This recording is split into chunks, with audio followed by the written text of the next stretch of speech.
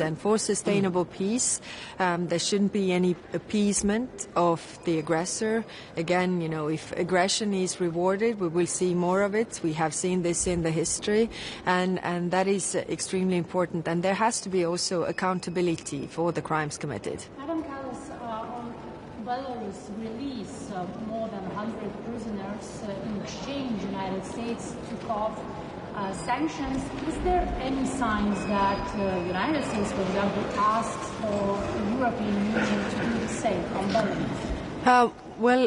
These are European Union decisions, and we are, taking into account our strategic objectives, which is really to put the pressure on the aggressor and the enablers, and that's why we have the sanctions in place. So this is our policy. Commissioner, what do you make of the statement of the weekend? So Italy, Bulgaria, Malta supporting Belgium's calls for alternatives to reparation, and Czechia also came out and supported Belgium's views there. I mean, is the reparations loan idea losing momentum in your view? It is difficult, of course, as we know, different pressure from different sides. But we also need to be very, very clear-eyed. The other options are not really flying. We have tried that before. If you think about even, I think it was 2 years ago when I proposed the Eurobonds, it didn't fly because you need everybody on board. A reparations loan we can do with the QMV. Reparations loan is based on the Russian frozen assets. That means it doesn't come from our taxpayers' money, which is also important. And it also sends a clear signal that if you do all this damage to another country, you have to pay for the reparations. So.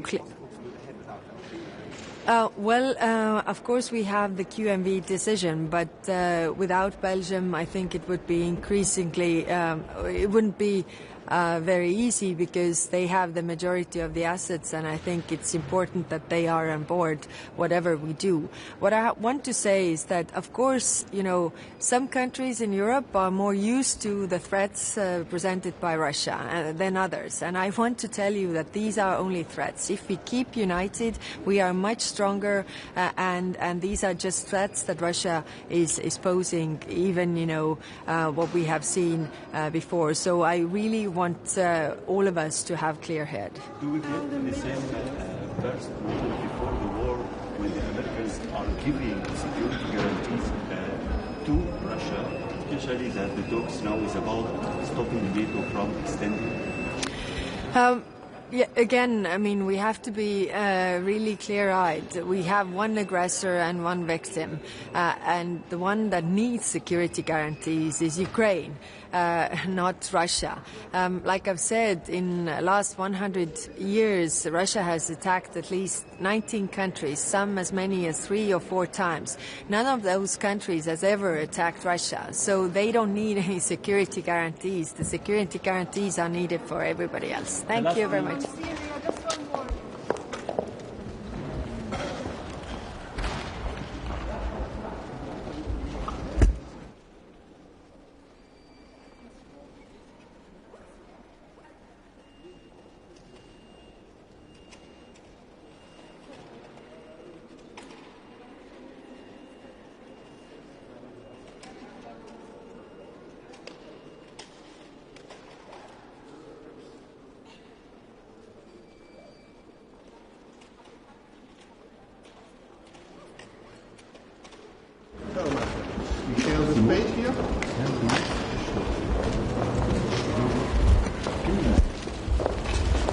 Morning, everyone. This FAC meeting is really important for Lithuania, as we expect that colleagues, ministers will agree and the Council will pass the additional criteria for the Belarusian sanctions regime. We're adding 3 points additionally to the current sanctions regime related to the hybrid activities against the European Union. We need solidarity. We got it. We need now united action. We are acting in this way today. And I'm really looking forward into expanding the sanctions regime on Belarus if those hybrid activities continue against us. So politically united and then also fast in the decisions. This is the recipe for the future and prevention from the activities against the EU as we were suffering already. Only when we are united, dictators step back. On Ukraine, we have to move fast. Before Christmas, we have to achieve in two directions good results. That is the reparation loan and the EU membership. On both of these tracks, last week we had good progress, and we really congratulated. The one that was in Lviv, and also the Council's decision on freezing the assets for a longer period of time. Now we have to move forward with finances for Ukraine, and the reparation loan is not the major and the best, but the only option how we can mobilize finances for Ukraine's need. And we know how many billions they need for defense efforts and also for macro-financial stability.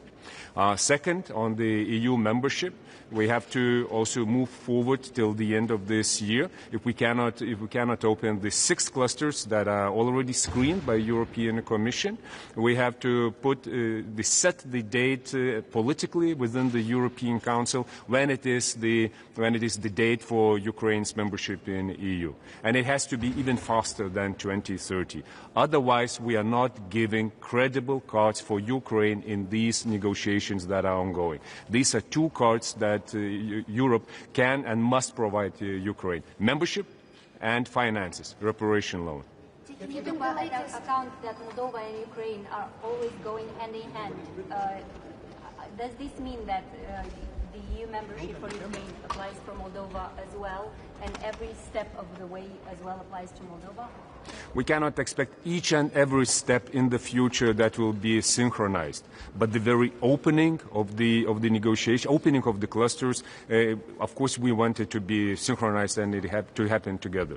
When we cannot achieve this, the political process is still ongoing, as it was last week in Lviv, as it is in the upcoming days also for Moldova. So we are moving forward anyways. But now we have to speed up, because negotiations are not waiting for us. Minister, it seems that Ukraine is now any closer to peace as American side states several times. Of course, we have all big hopes and expectations that this time this will be the real move forward, but we all understand where the problem is. And it's not about Ukraine. Ukraine is ready back from March 2025 when Ukraine agreed with unconditional ceasefire. The problem is Putin. And the problem is Russia's position. So if this time Americans can achieve the result with Russians, not so much with Ukrainians, because we know that all the leadership of Ukraine wants to achieve the ceasefire, then the long-lasting, credible peace. So then we can expect that this will be the move forward. Otherwise, we will be wasting American diplomacy's time and our time. We have to put pressure on Russia. That's why Europe must work already now on 20th package. We cannot stop. We cannot stop, pause, and then wait what will happen. No, we have to proceed. If Ukraine does give up on NATO membership, can Europe provide the security guarantees instead? One of the security guarantees that we can provide, that is the EU membership. That is the really big one. Another one, of course, is the activities of Coalition of the Willing. But at the end of the day, knowing that the potential adversary, and now is the current aggressor against Ukraine, is the nuclear power. So we can trust only those security guarantees that are provided by also nuclear power with the extended nuclear deterrence. Otherwise, it won't work. As the Ukrainians are telling us already, and I believe in it, we don't need another Budapest memorandum. We need something credible. So when I hear that it will be Article 5 alike security guarantees, that is what we need. That is the guarantee that not only conventionally, but with all other strategic capabilities, there will be the power that is backstopping and guaranteeing the security. So if it is on the table, that is a good sign. And this will be quality-wise a bit different thing. The third element of the security guarantees, that is the financial security, a macro-financial security, and understanding that Ukrainian conventional forces will be the ones that will deter Russian conventional forces. They will need the support, and the support can be and must be provided by Europe. Have you discussed this with your British or French colleagues, the idea of a nuclear backstop? We are not considering from the European side these options, and of course we see it within the Ukraine and American discussions.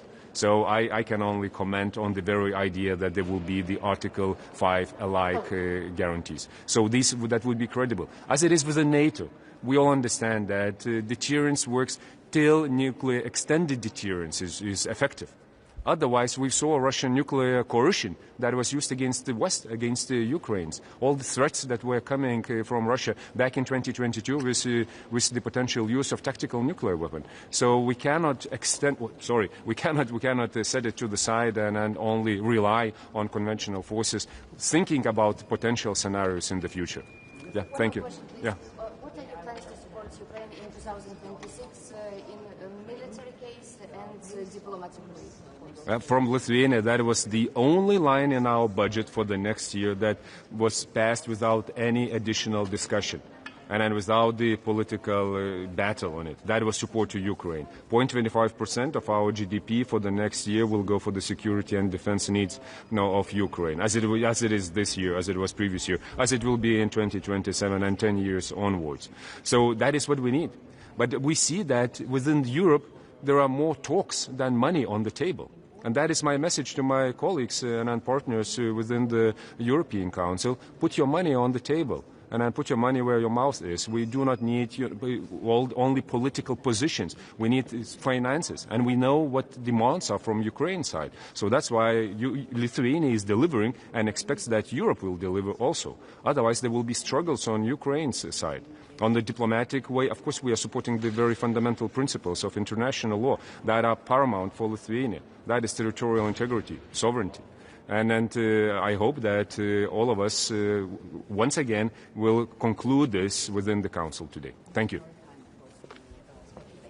I'm very happy that the accession process or membership will play a role.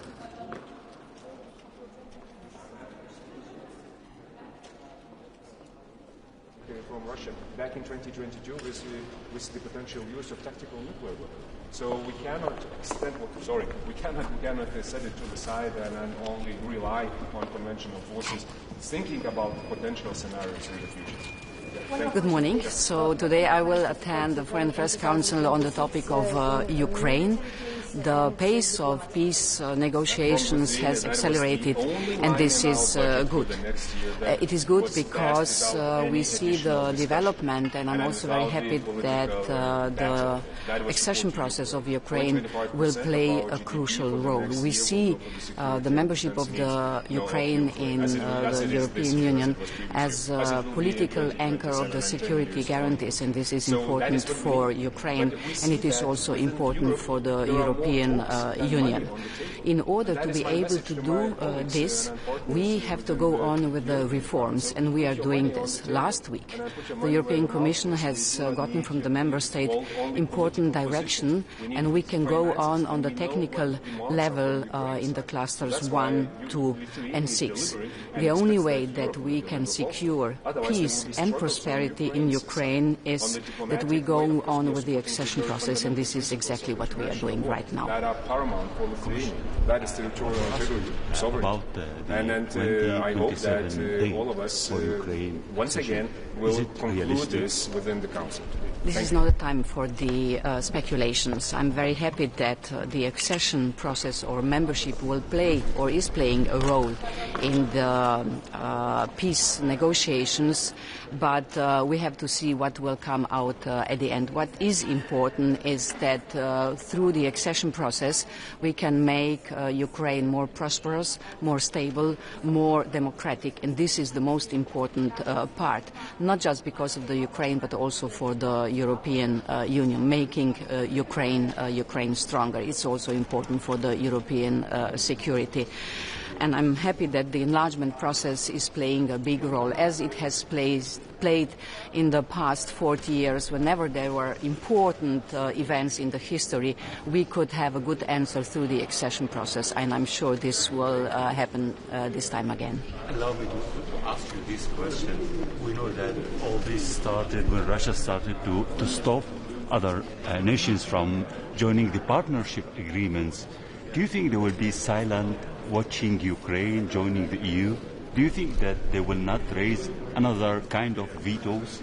You're right. You know, the conflict between Russia and Ukraine didn't start with the war in 2022. It started when Ukraine decided to go its European way with deep and comprehensive free trade agreement. That's why it is important what we hear, that the accession process is a part, or a membership of Ukraine and the EU is a part of the peace negotiations. So in this respect, apparently what we are doing now is exactly that nobody is opposing the membership of Ukraine in the EU, and this is great. Madam Post, starting without actually opening the negotiations clusters, the negotiations with the Ukraine, does this mean that this applies to Moldova as well? Can we expect anytime soon a decision in this regard? It will happen today, yes, indeed. So today we will have a meeting to get the orientation. So what we need as the European Commission is getting the orientation or direction what we can do. Indeed, for opening officially, we would need EU 27 decision, which we don't have. But it doesn't mean that we cannot do what is right. And the right thing is to go on with the technical part of the negotiations. And this is what we got the green light last week in Lviv for Ukraine. And hopefully this is what is planned for today. We will get it for Moldova. Can EU membership really provide the same kind of security guarantees? Sorry, Can EU membership really provide the same kind of security guarantees that Ukraine needs? Say if it gives up on NATO membership, can the EU provide something similar? Indeed, I'm speaking about the political anchor of the security guarantees, not guarantees on general. But for the political part, the EU membership of Ukraine for sure will contribute for the safety, for the prosperity, and actually for secure Europe also. So yes, indeed, the EU membership is playing a crucial role for what is happening now in the peace negotiations. Commissioner, also, you know, I'm from Georgian independent media. You know, Georgia not online now today, but Georgian people still wants to be part of European Union. What we should expect from the EU meeting on the final conclusions, and how do you see what should be next, or how can Georgia return to this path regarding Georgian dreams, repressive laws, and like actions against people and protesters as opposition parties? The conclusions will be done in the Council, so I cannot speak about this. But you know the recommendations and conclusions from the enlargement report. And in this enlargement report, we say that Georgia has backsliding as no other country. So if we expect, the country wants to move further on the European path, they have to do it differently. This is for the government. And of course, we will further on supporting the civil society and independent media, because this is very much important, not just to give hope to the people, but also to tell the government that it is not right if they don't consider what the people want. And speaking about Georgia, I really, really hope that with the support of your people, the Georgian authorities, the government will come back on the European path. But of course, it is in their hands. Commissioner, what should be Ukraine's priorities in terms of fighting corruption? Can you tell more about this new 10-step plan? Yes, so I'm very happy that we have the European Commission and Ukraine, we have adopted a special 10 points priority plan. So I would say it is nothing new, but we have set the priorities, what needs to be done in 1 year from now on. And there are many points, like, for instance, securing independence of NABU and SAPO, going on with the appointing of vetted judges, and so on. So I'm very happy we could agree on these 10 points. This is also very much important. Why? We are in the time that we have provided the money to Ukraine. The reconstruction will not be possible without the private money, without the companies. In order to be able to get enough interest from the private companies to invest in Ukraine, to take part of the reconstruction, we definitely need a secure environment, kind of legal certainties, and this can only happen if the companies, everybody will believe that Ukraine is safe to invest. And the anti-corruption measures are exactly doing, not just, but are doing this. Commissioner, one more question about Ukraine. I understand this is a matter of discussion. You will discuss it today, but I'm confident that you have some points in your minds how to do this accession by 2027 for Ukraine. Could you clarify what exactly will you discuss today? For the time being, I can't tell more, but what is important is that Ukraine can go on with doing the reforms. And this is the most important part. You know, it is not just about the accession process. It is how Ukraine can be more prosperous, more democratic, and more safe. And the accession process is enabling all this. We are really working hard, as you have seen. It was together with Moldova the fastest screening ever in the history of the European Union. And Ukraine is doing reforms when the bombs are falling on the country. Moldova is doing the reforms during really a very strong hybrid war from the side of Russia. So those two countries have shown that sometimes impossible is possible. And I'm very happy that I can be of help, or that the European Commission can follow and motivate those countries to do even more. You know, I am a child of communism and then entering into the EU as my country, and I sometimes today feel the same energy when I visit Ukraine or Moldova. There is a special energy there where the people, the government, the parliament, everybody is working on the accession process, and this is what we need. Thank you very much. Thank you. Have a nice day, ladies. Ir mus tiesiogiai liečiančios aktualios Baltarusijos paleisti kaliniai, galime sakyti turbūt mainais už Jungtinių Amerikos valstijų sankcijų trąšoms nuėmimą. Ar ES, Lietuva sulaukia kažkokių signalų iš partnerių Amerikoje, tikintis, kad padarysime tą patį? Jungtinės Amerikos valstijos konsultavosi su Lietuva, kalbėjomės tiek apie kalinius, tačiau ne apie patį procesą ir ką suvereniai Jungtinės Amerikos valstijos ketina daryti ar daro konkrečiai Baltarusijos atžvilgiu. Čia labai yra svarbu suprasti, kad tai yra dvišalis klausimas. Kaip kad Jungtinės Amerikos valstijos įvedė sankcijas 21 metais kalio trąšoms pagrindinėms įmonėms be ES. ES beveik metus užtruko ir tik tai prasidėjus pilno masto agresijai prieš Ukrainą, kai įvedė tokio pobūdžio sankcijas. Tai taip ir nuima Jungtinės Amerikos valstijos sankcijos, taip pat vadovaudamasi savo vertinimu ir savo kriterijais. Tai čia yra labai svarbu. JAV ką daro, tai yra atsieta nuo ES. Kalbant apie politinius kalinius, žinoma, kad mes kalbėjomės ir kalbėsime su Jungtinėmis Amerikos valstybėmis, akcentuodami tai, kad tai negali būti prekyba žmonėmis realiai, tai turi būti negrįžtantys procesai ir tas, man atrodo, yra akcentuota ne kartą ir Jungtinių Amerikos valstijų pozicijoje, kad tos, kurios sankcijos buvo sušvelnintos, jos gali būti to jau pat gražintos, jeigu situacija keičiasi, ir turim kalbėti apie visus politinius kalinius. Nes vis dar virš 1000 yra pripažintų, o kiek dar yra nepripažintų politiniais kaliniais Baltarusijos kalėjimuose šiuo metu. Todėl mums yra labai svarbu, kad šitas procesas būtų tikrai baigtinis, dėl to mes sveikinam JAV diplomatijos pastangas tą linkme. Jeigu tai yra tik tai viena dalis ir tai yra tai žinoma, kad tai nieko negali tenkinti, nes matome, kad tempai iš Baltarusijos pusės pririnkti naujų kalinių su fiktyviais pagrindais, juos įkalinti, laikyti baisiomis sąlygomis, tebe vyksta. Tai mes turėtume tai nutraukti. Iš mūsų pusės mes tikrai džiaugiamės ir dėkojame Jungtinėm Amerikos valstijom, kad 2 Lietuvos piliečiai grįžo į Lietuvą ir galėjo susijungti su savo artimaisiais. Bet ar tai keičia kažkaip Lietuvos laikyseną, kad jokių būdų to trąšų tranzito vis tiek neleisti, o galbūt jau pradėti svarstyti leisti, tik kokiamis sąlygomis? Ar ES, esate tikras, kad vasarį pratęs tas sankcijas Baltarusijai, nes dabar jos galioja iki vasario mėnesio? Lietuva neįvedė Baltarusijai sankcijų. Čia tas yra labai svarbu. ES įvedė Baltarusijai sankcijas. 22 metais prasidėjus pilnos apimties invazijai prieš Ukrainą. Pagrindai, kuriais buvo įvestos sankcijos, ne tik šios, bet ir kitos sektorinės sankcijos, jos nėra išnykusios. Nėra išnykę.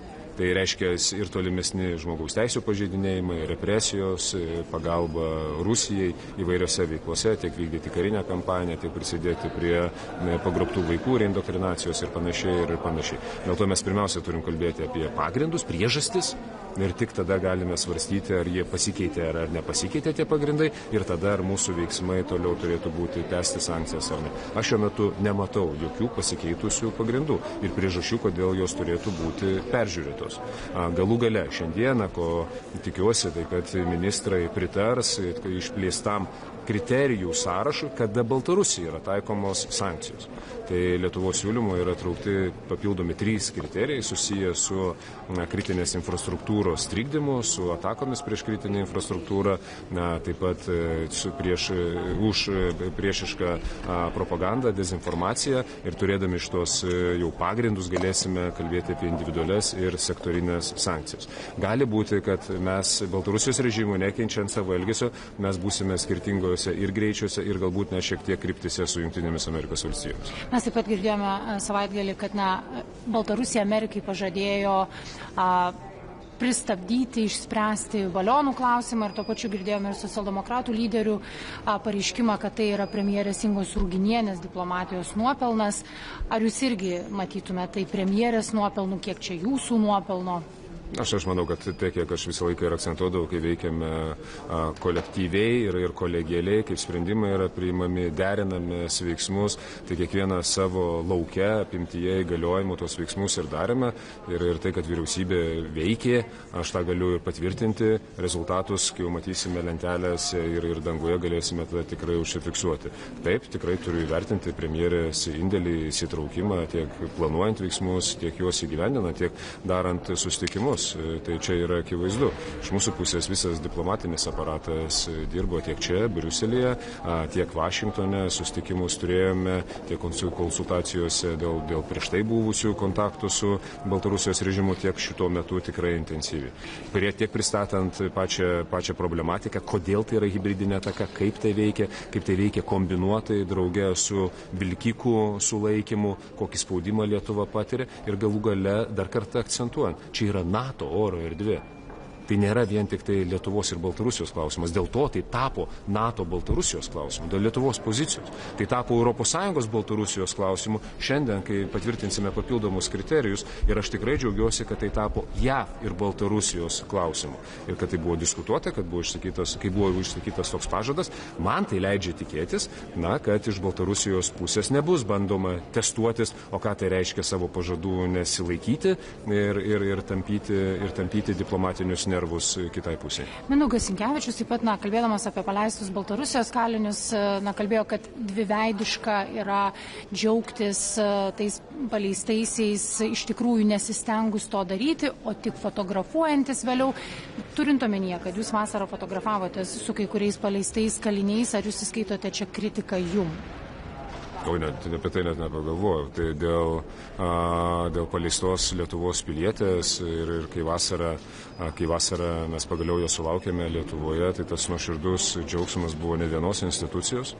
Aš ir tada ir dėkojau Lietuvos diplomatams nebe pagrindo, tarnyboms dėkojau nebe pagrindo ir žinoma Jungtinėms Amerikos valstijoms. Kaip ir šiandien aš galiu džiaugtis, kad 2 Lietuvos piliečiai buvo paleisti iš Baltarusijos. Ir taip pat ten yra ir Lietuvos diplomatų indėlis, akcentuojant ir sudarant sąlygas įtraukti juos į JAV ir Baltarusijos pokalbius.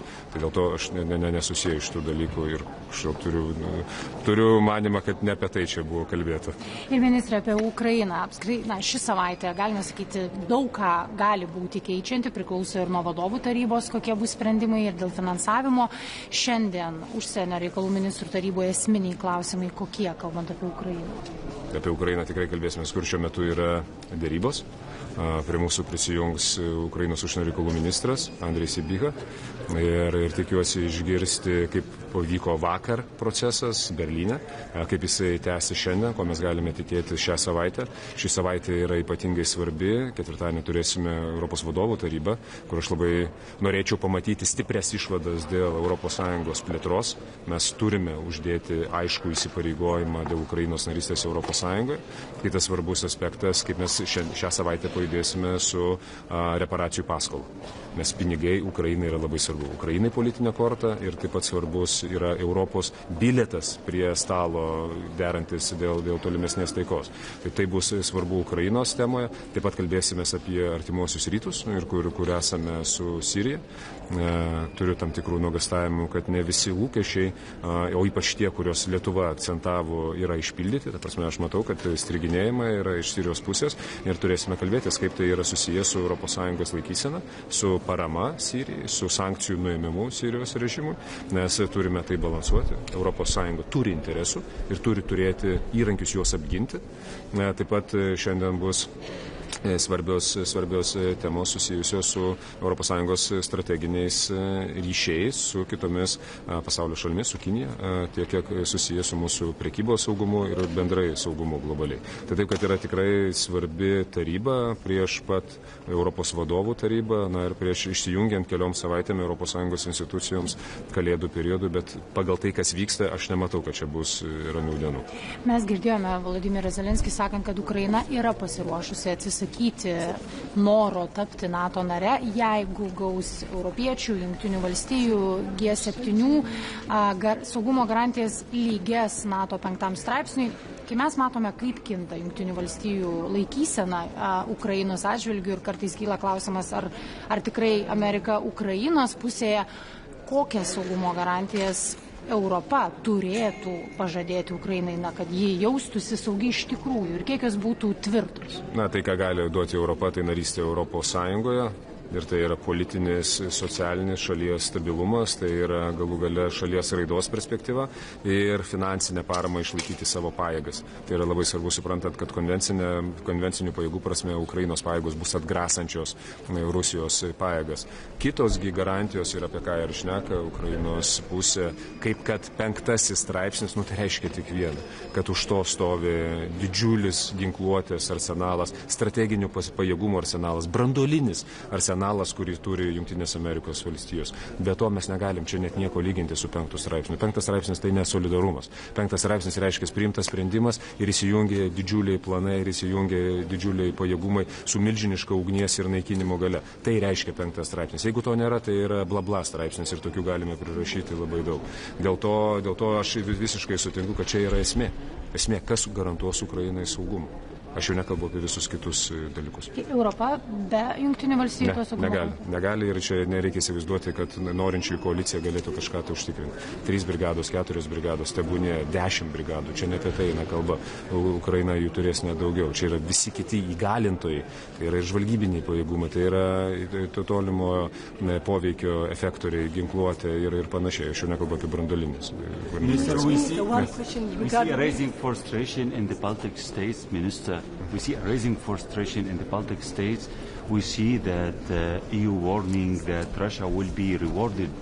Do you think that this is what's happening? And do you think that you can really do something in this crucial point for diplomacy to stop this from happening? Of course we can, and that is what is happening right now, and we're doing, meaning that diplomacy is working. And now ongoing talks and negotiations, what concerns at least the Ukraine side, of course they are destined to provide the result. But the problem is not there. The problem is Russia, and that is why what concerns Russia, it's not only diplomacy that should help us. That's also pressure on Russia that we saw was very effective, and that's sanctions. That's why I'm calling for the 20th package of sanctions being prepared already right now, because we have to proceed further. We cannot expect and build our strategy on hope that Putin somehow will change his position. He won't. Sorry, Minister, very quick question again about Georgia. You know, for Georgia's people, it's very important. How do you estimate more and more repressive laws against the public protests?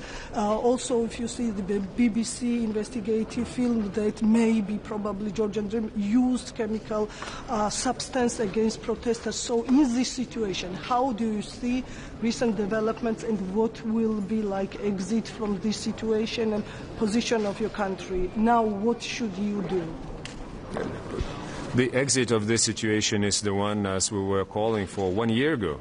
And actually, I'm talking to you one year ago. That's what I said. What we need, we need to bring back the credibility of democratic institutions and processes in Georgia, and that is to organize the free and fair elections, and then to proceed further. Because otherwise, we see what are the degrading processes and backsliding of the democracy, and that is really frustrating. And especially knowing that the big expectations that Lithuanian people had, and also the expectations of Georgian people that they had with the European perspective, with such a big support of European membership. I'm still a believer in the European future of Georgia, but of course it doesn't match the current situation and the measures that the current regime is applying against the political opposition and protesters. It's absolutely unacceptable, and I'm really frustrated to see the trend. So for the next year, I hope that we will continue with our support what concerns civil society and organizations in Georgia, and I really hope that the Georgian regime will change its position and also review strategically where Georgia belongs. And now, when there are such a major geopolitical shifts in the world, that's the biggest question. And then there in Tbilisi, where we are, what part of the world we are with. Thank you.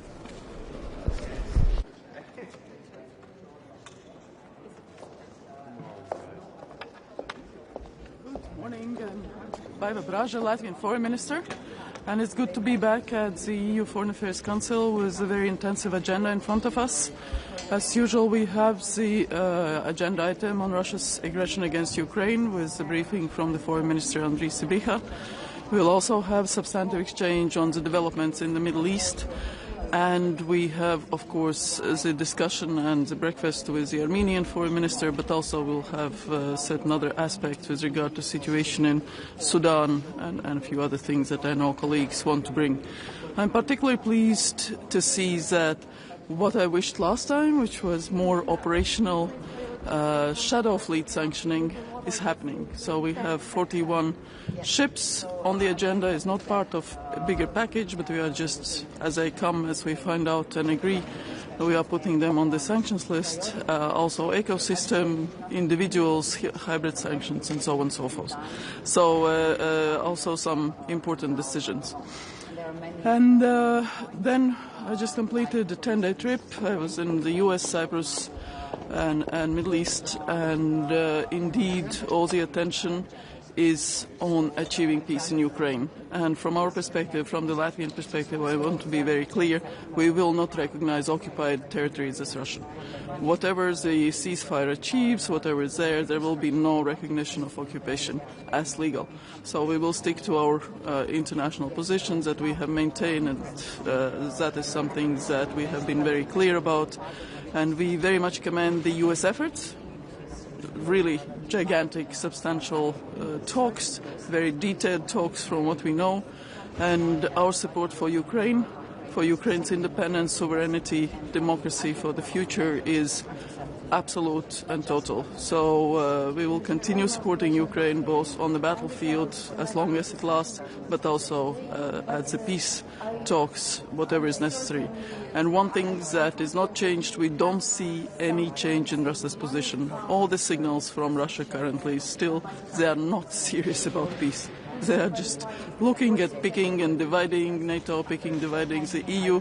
So with that, we wish luck to Ukraine, to the US, and we wish for peace in Ukraine. If Ukraine does give up NATO membership, it's for Ukraine to decide. I mean,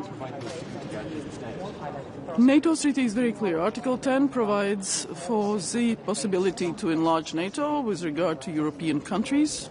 So if you are a European country, you want to join NATO, you have to contribute to Euro-Atlantic security, and there has to be a consensus. So 3 very simple, straightforward points that the Article 10 provides. And every European country can join NATO. That is the ultimate. If Austria or Switzerland suddenly decides to change their views, they will have to comply also with the same conditions with regard to contributing to Euro-Atlantic security. There will have to be a consensus and so on and so forth, interoperability. So at the outset, NATO's treaty remains valid. But it will be for Ukraine to decide whether they continue applying or not, or whether they delay it. And it will be for NATO's allies to decide when is the opportune moment to accept new members. The question is if they decide not to. I cannot answer with if. The questions with if don't work. EU countries provide similar security guarantees to Ukraine. I think the issue within the coalition of willing depends on the modalities, again, what exactly is happening on the ground. The paramount security guarantee is strong Ukrainian-owned armed force. That's why all the discussions around trying to cap Ukrainian armed forces at certain numbers or not, it's the strongest army in Europe. It's the biggest country in Europe. And Ukraine as a self-deterrent is the most important. Everything else will be a backup. So those are the 2 elements that is necessary to understand. But of course, we welcome very much the U.S. readiness to engage on security guarantees, and then the modalities. I think it's better to be discussed among the military and to have it, in a very practical way. Do you think it is realistic for Ukraine to really join the EU as early as 2027? The EU enlargement process also in the treaty is pretty straightforward. We have to open the negotiations first. There is one country blocking the opening of the negotiations, so we really expect that country will lift this blockade because the Commission and all the evaluations are there that Ukraine is ready for a start of negotiations. And then, of course, proceeding in accordance with the practical steps, just like we all have done. That joining is hard work. And we know Ukraine has done a lot of work. I was just in Ukraine 2 weeks ago. They have done a huge amount of work, and they are reforming institutions, and they are reforming the absorption capacity, the ability to apply the acquis. Of course, there is war, so that limits their ability to de facto implement everything that is needed. There are priorities at the time. Again, questions with if are difficult to answer, but and also, some leaks that have happened. But again, we will do what is possible for Ukraine. Another question is high-level meeting today in Berlin.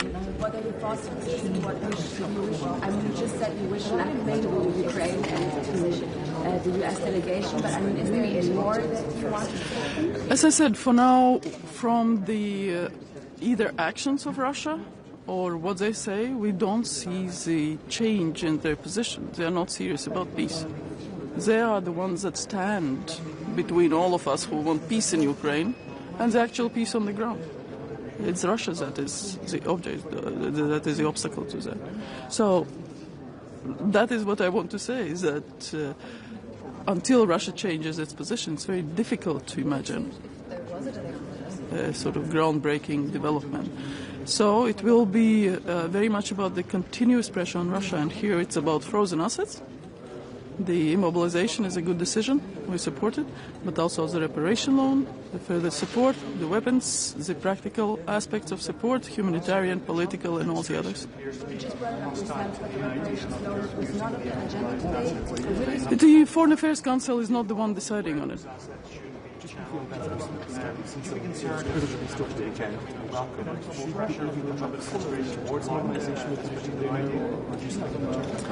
The regime hasn't changed, but again, also on this occasion, we very much welcome the ability to welcome back those that have been unjustly politically imprisoned. And that concerns both, there was a Latvian citizen, but also the Belarusian oppositioners, but also we very much welcome the return of Ukrainian citizens that we saw happening. Thank you.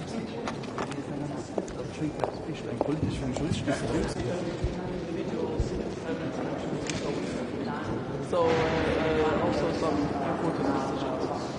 And then I just completely returned the trip. I was in the US, Cyprus, and Morning, everyone. Hope you're all well. Wish you a happy Christmas if I don't get a chance after this. Look, maybe if I could just start at the outset by reiterating my absolute condemnation for what was a vile and anti-Semitic attack on innocent civilians yesterday in Bondi Beach. I want to offer my sincerest condolences to all of the families who've been impacted and to the entire Jewish community. I'm very conscious of the impact that this will have on many members of the community, not least at home in Ireland. And I want to say in the strongest words possible, we utterly condemn what was a vile and anti-Semitic attack, and we must do everything that we can to push back on this type of anti-Semitism and hatred and violence across the world. Of course, busy agenda today as well for the FAC, starting our conversation this morning on the Middle East, where we'll be given an update by the Special Envoy. It's absolutely vital that we focus on ensuring that the first phase of the peace plan is implemented in full, and that we can move to the second stage. However, I do have significant concerns in terms of the amount of humanitarian aid that is getting in on the ground. It is an absolutely dire situation for many thousands of civilians where more aid is needed, in particular coming into the winter months. And so this morning, with a number of colleagues, I've written to the High Representative to highlight the need for Europe to do more to unblock what is being put in place, a block preventing the number of trucks that need to go in from getting in, but also the type of aid and the amount of aid that is needed. In terms of our conversation on Ukraine, again, we are at a critical juncture. It's very welcome to see significant conversations and engagement that's happening between Ukraine and the US, and in particular today in Germany, where Germany will host a number of heads of state to further those discussions. It's absolutely vital that an agreement can be reached and that a ceasefire can be put in place, again, particularly coming into the winter months, the challenging situation that so many citizens in Ukraine find themselves in. It is absolutely essential that this illegal invasion by Russia, that a ceasefire can be brought about, and Europe will stand, as we always have, in solidarity with Ukraine throughout all of this. Just on the Ukraine reparations loan, Belgium is kind of holding firm in opposition. Some other countries, Italy and Bulgaria, have come out kind of a little bit against it as well. In terms of a plan B, the Commission have said joint borrowing as an EU bloc would be one. What's Ireland's view on that? If the reparations loan idea falls apart, would Ireland agree to change its position when it comes to joint EU borrowing? I think the first and most important thing to say is that European leaders gave a very clear commitment that we would support and provide financial support for Ukraine. It's absolutely essential that happens, and our preference has been, I think, for some time now, the reparations loan. I think it's very welcome, the legislation that was passed last week that essentially stabilises the mobilisation of these assets, and we believe that this is the best way forward. Of course, we have to listen to colleagues' concerns, and those conversations, those engagements are happening at an official level throughout the week, and obviously leaders will make a decision later on this week. From Ireland's part, we have been committed to providing financial support in whatever way we can to Ukraine as well, and obviously with the recent visit by President Zelensky only 2 weeks ago, we further committed essential funding to support the restructuring and the investment in their critical infrastructure throughout the winter months, but also towards non-lethal military aid. So we are committed to not just ourselves but working with European colleagues and identifying ways in which this can be provided. But the reparations loan is the way that we see that is best moving forward. Without Belgium, I know it's technically possible because you need QMV, but in your view, is that a politically possible option? I think it's really important that we work together, and I think it's important that we work through any concerns that colleagues would have. Again, I think last week's legislation is an important step in moving in that direction with the immobilisation and the stabilising of those immobilised assets. But of course we need to work through the issues with colleagues this week. But again, that remains our preference, and we believe that that's the best way forward in providing financial support that is so badly needed. Minister, on your other brief, deal on Mercosur trade deal seems to be a little bit kind of on the rocks at the moment. Has Ireland made up its position yet on this, or will you wait for France and maybe Italy to do so first before you do? I think we've been very clear on the concerns that we have had in relation to Mercosur, in particular for our beef farmers.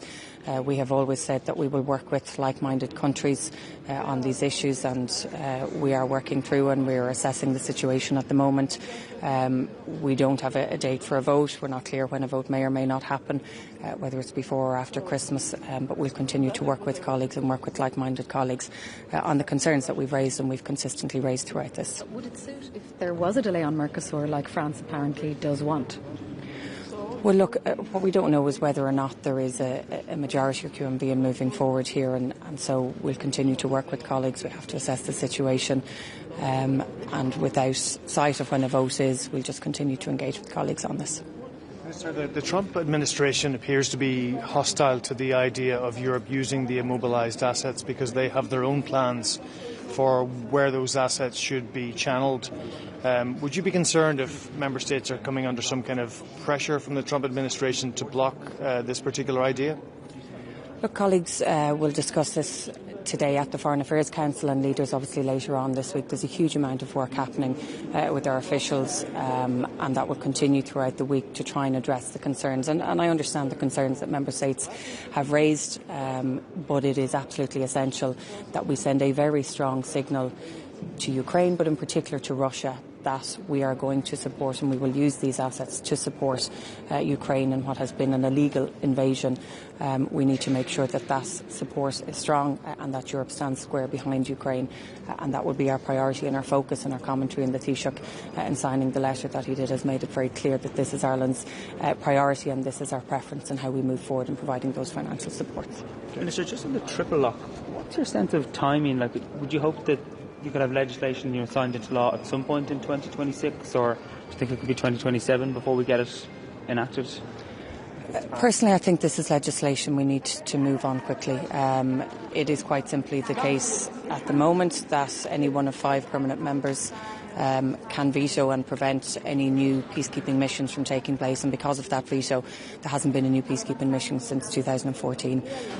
We have world-class and well-trained peacekeeping troops, many of whom I've met in the last number of weeks, and they are unable to take part in new missions, and I think we need to take back our sovereignty in that regard. We need to take back our ability to be able to deploy our troops on the ground in parts of the world that need their expertise and their support most. So I think it's important that we move on this legislation, and I look forward to working with all colleagues across the House. This does not and will not impact our neutrality. We need to be clear on that, but we have to be in a position where we can decide where we want to send our troops. We have a long-standing history and a history we're very proud of in providing peacekeeping troops on the ground, and we should be able to continue that ourselves without others being able to veto it. Thank you. Bonjour. Réunion importante aujourd'hui avec beaucoup de points à l'ordre du jour. Attendez 2 secondes, je me détache. La Chine, approche pragmatique qu'on doit avoir.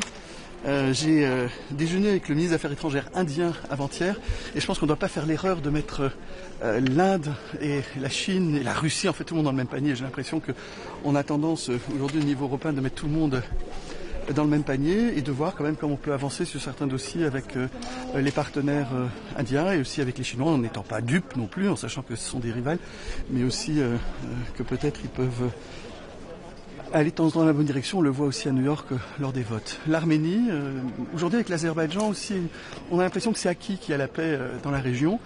Il faut y aller. Il faut aller à Bakou, il faut aller à Erevan et soutenir aussi les démarches qui vont dans ce sens. Il faut vraiment soutenir parce que c'est quand même très fragile. Je le soutiens et je continuerai à le soutenir. Et demain, j'ai le ministre des Affaires étrangères arménien qui vient justement au Luxembourg pour continuer. Le Liban, fragile. Voir comment on peut soutenir aussi. J'ai discuté aussi ces derniers jours avec les responsables du Moyen-Orient. Elles sont très précaires, une aide humanitaire qui ne rentre pas, des civils à Gaza qui continuent à mourir, donc une situation aussi très difficile. Mais bon, donc vous voyez, un ordre du jour comme toujours, très compliqué. J'ai pas encore parlé des États-Unis, j'ai pas encore parlé des avoirs ukrainiens, et donc pas mal l'ordre du jour. Et en luxembourgeois, also een vollen agenda. Wir haben mit China sommer Diskussionen wir sollen noch nicht Fehler machen, Indien, Russland, China, alles an derselben Stippen zu geheien. Ich hatte mit jetzt am indischen Außenminister, der noch demandeur als für mit Europa Mino zusammenzukommen, dafür nicht Fehler machen, steht für an Dippen zu kommen, wir sollen noch nicht dumm sind. Wir wissen, dass bei verschiedenen Partnern sind auch Rivale sind. Russische Abwehr juristisch frohen, die schon 4 Jahre gestaltet haben, wo ich heute noch immer keine Antwort. Das ist normal kein gutes Zeichen. Wenn ich keine Antwort kriege, dann schenkt er echt eine politische, eine juristische Decision zu sein. Wir müssen einfach aufpassen, weil für Decisionen zu hören sind dann normalerweise immer viel dumm. Wenn dann nur darum geht, direkt zu hören, dann sind noch viel fort. Auch Armenien, Aserbaidschan, ein Konflikt, den nach immer ganz fragil als Lom ab Frieden, mehr aber potenzielle Konflikte, die kann nie sein Stuhl an. Ich will mittig den armenischen Außenminister zu mittig ist in Lützeburg eben noch die Relation zu verdecken, dann soll ich eben noch dahin gehen, für zu sagen, mit Brand, aber überall, also das nicht einfach, aber dafür ist es wichtig, dass man den diskutieren und nicht über den anderen. Voilà, merci. Herr Bettel, eine Frage auf Deutsch, wenn Sie ganz kurz. Und zwar erstens mal, Zelensky hat ja gesagt, es braucht keinen NATO-Beitritt, eventuell würde das zurückziehen. Aber was sagen Sie genau dazu, was können die Europäer jetzt für Sicherheitsgarantien leisten, die ähnlich stark sein sollen wie die NATO? Geht das überhaupt? Also wir können sicher Garantien geben. Wir sind ja selbstständig auch aus verschiedenen Ländern, um Garantien zu geben. Wenn die Amerikaner alleine Garantie geben können, wieso dürfen andere Länder das nicht tun? Das Einzige, was ist, wir sollen die Ukraine jetzt unterstützen. Die Russen haben ja nur einen Willen, das ist im Moment die Ukraine auf den Knien zu haben. Bei Verhandlungen, dass sie so schwach sind wie möglich, damit die Russen wirklich so beim Arm biegen. Mit Unterstützung auch noch ein bisschen von Amerika hat man manchmal das Gefühl, dass sie alles aufgeben, für was sie gekämpft haben die letzten Jahre. Und das wäre nicht gut. Aber man weiß ja nie. Manchmal ist ja auch, jetzt sind ja Gespräche in Berlin gewesen und wir werden ja heute auch gebrieft, wie es da gelaufen ist. Hoffnung stirbt bei mir immer zuletzt. Und ich will nur sagen, und das hat mich wirklich sehr, sehr traurig gemacht. Wenn ich jetzt gesehen habe, vor 10 Tagen in New York gab es eine Abstimmung, um Kindern zurückzubekommen, die von den Russen gekidnappt worden sind. Und da sind Länder, die dagegen gestimmt haben, dass die Kinder zurückkommen. Man soll sich mal vorstellen, dass ihre eigenen Kinder morgen gekidnappt werden und dann würden die anderen Länder sagen, das ist in Ordnung. Das ist fast zum Kotzen. Also ehrlich gesagt, wie verschiedene Länder sich benehmen. Und die saßen bei mir jetzt in Wien letzte Woche bei der OSZE. Und ich habe es ihnen auch gesagt, sie sollen nicht zwei Zungen haben. Also man soll immer schon seiner Linien gerade bleiben und man soll nicht über Rechtsstaatlichkeit reden, wenn man selber sowas unterstützt. Das macht mich sehr, sehr traurig. Sie haben jetzt auch schon angesprochen, dass heute Gespräche in Berlin sind. Auch schon gestern waren diese Gespräche. Sie haben einen guten Punkt gesagt, und zwar, dass es manchmal so wirkt, als würde die USA die Ukraine teilweise mit in die Knie zwingen. Was bringen dann solche Gespräche? Was genau kann dort jeder Gespräch ist gut. Also man soll jede Gespräche unterstützen, aber wie gesagt, es soll kein Diktat sein. Es soll schon ein Kompromiss sein und es sollen auch keine Entscheidungen genommen werden über die Ukraine, ohne die Ukraine. Ich habe manchmal das Gefühl, dass verschiedene Leute so im Restaurant sitzen und dann haben sie die Ukraine auf dem Menü und sie gucken mal, wie sich das aufteilen. Vorspeise, Hauptgang und Dessert. Und das geht nicht. Die Ukraine muss am Tisch sitzen. Es sind ja verschiedene Sachen. Ich bin schon, also Luxemburg ist ein kleines Land. Stellen Sie sich mal vor, dann würde man sagen, ein Drittel von Luxemburg ist jetzt morgen weg oder ein Viertel von Luxemburg. Das geht doch nicht. Wir haben internationale Gesetzgebungen und ich habe nur das Gefühl, dass wir wirklich uns wieder konzentrieren müssen, über was es ist. Ich bin ein kleines Land. Für mich ist internationale Gesetzgebung das A und das B vom Zusammenleben. Wenn jeder macht was wegen seiner Kraft, was er will, dann haben wir keine Zusammenarbeit mehr. Und wir haben im Moment so viele Instabilität, aber vor allem voraussagen kann man nichts. Und das ist das, was eben schwierig ist. Die Leute haben Fragen und wir haben keine Antworten. Das macht es nicht einfacher. Noch eine Frage. Glauben Sie daran, dass die EU sich darauf einigen kann, das russische Vermögen jetzt als Reparation Law zu verwenden? Also wir sind ja pragmatisch bei dieser Frage. Ich muss Ihnen nur sagen, ich bin jetzt 12 Jahre hier in Brüssel. 10 Jahre als Regierungschef. Ich habe als Regierungschef, das ist schon eine Zeit schon her, 2 Jahre, gefragt, man soll mir juristisch geben, ob es wirklich eine juristische Sicherheit gibt bei sowas. Ich warte heute noch drauf. Und meistens, wenn ich kein juristisches Analyse bekomme, ist das kein gutes Zeichen. Ich habe nur gewarnt, man muss aufpassen, weil da drin sind wir immer sehr stark, um Entscheidungen zu nehmen, aber nachher, wenn es um Bezahlen geht, dann sind sehr viele Straußen und dann sieht man auf keinen Kopf mehr. Und das geht nicht. Und man soll nur einen Mechanismus finden, dass nicht die Belgier nachher alles bezahlen müssen, alleine, was wir zusammen entscheiden. Das ist für mich nicht Europa. Tschüss!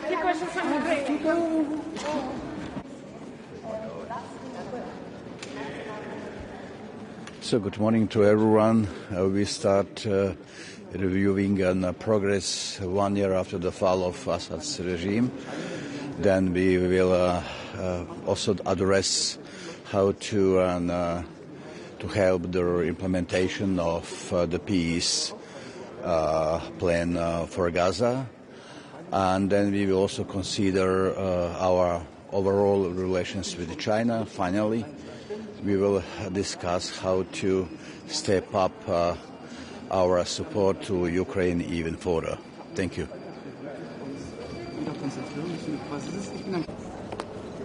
Good morning. Good morning. It is an important day today in Brussels as we have the last meeting of Ministers of Foreign Affairs, and especially for Romania as a country on the eastern flank. This is a very important week as my president is flying to the summit in Helsinki, and we're going to have the council focused on security guarantees at the end of the week. So for us, obviously, advancement towards the peace negotiations and the security guarantees for Ukraine are extremely important.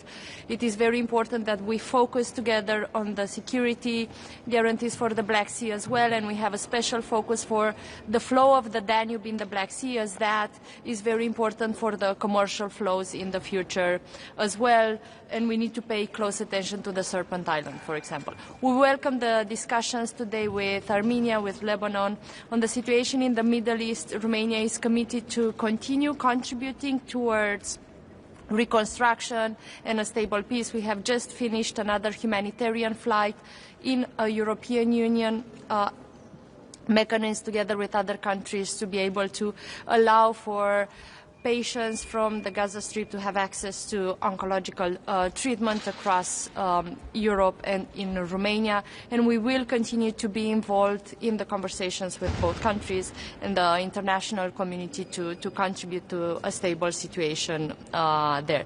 Looking forward to see the Minister of Foreign Affairs of Armenia again.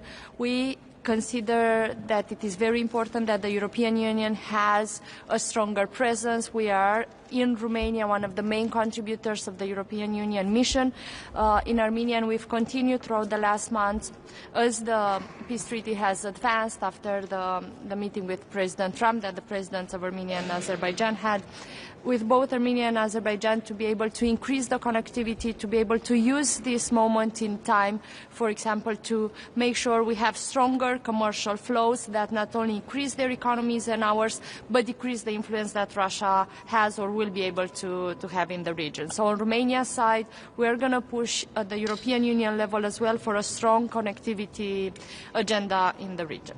You mentioned security guarantees, Minister. If Ukraine decides to drop applying for NATO as part of any peace deal, can Europe really provide the security guarantees instead? Well, what Ukraine has proved is that it has one of the best armies, better trained armies in the world. So I think if the case is that they're not going to join NATO and they're dropping that process, that doesn't mean they will not be able to defend themselves. That is one situation. The other is that the main security guarantee that both Ukraine, Romania, and a lot of the voices in the European Union are focused on is to be sure Ukraine has a strong army, has a resilient army, and a resilient society. And in that sense, that is not connected with the decision to be part of NATO. It is something that we are already doing together in terms of providing the military equipment when that is the case. But also another significant element of the security guarantees is, for example, to make sure that not only that the conflict is stopped, but that we ensure, for example, the security that is needed for all the commercial flows, for all the infrastructure projects that are under development, to be able to make sure that the economy in the region, specifically Ukraine, but also the projects that we're doing together as neighbors, are seen as being protected into the future and attractive for investors. How do you think, is Ukraine now any closer to peace than in 4 years before that? Because this is what the American side keeps stating, that Ukraine is closer to peace. We think it's extremely important that we're now advancing towards a peace agreement, and here the role of the United States has been absolutely instrumental. The role of us in the European Union is also absolutely essential, not just in terms of the help we are currently providing, but especially in the future steps in terms of the reconstruction. And at the end of the day, what we are seeing now is a fight between two futures. We see Russia trying to push their own influence, territorial ambitions through the unprovoked war of aggression, and that is one potential future, one that we know very sure that the Ukrainians do not want, that they have sacrificed so many lives to be able to not be drawn drawn into that future that they refuse. And on the other side, there's a future that is connected with the European values. It's a future towards the European Union integration. And in that sense, Romania's point of view has been and will continue to be that we need to open the negotiations for Ukraine and Republic of Moldova, not just on Cluster 1, but on the other sets of the clusters as well.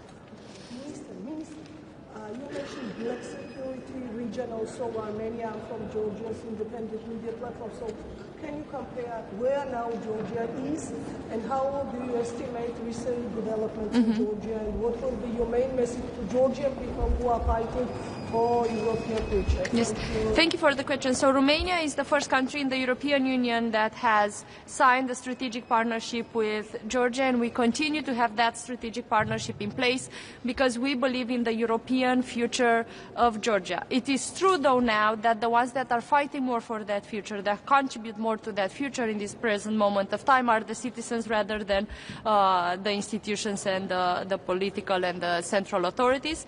And we believe that is also a sign of the resilience of the Georgian society and the fact that we need to continue the dialogue and continue to invest on the European Union path for Georgia as well.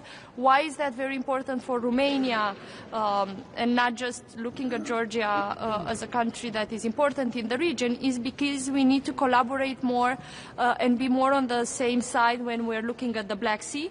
And obviously in that sense we are worried about current developments in Georgia as well. U.S. national security strategy. I mean, you're on the eastern flank, you just said it, and the U.S. is not willing to say that Russia is an aggressor and that it is problematic. So what do you think about this national security strategy, especially since the U.S. is obviously trying to tear apart the EU in this? So Romania has a long-standing strategic partnership with the United States. Something very important for us is that we actually joined NATO, very much connected with the participation of the United States before we joined the European Union, if you look throughout our history.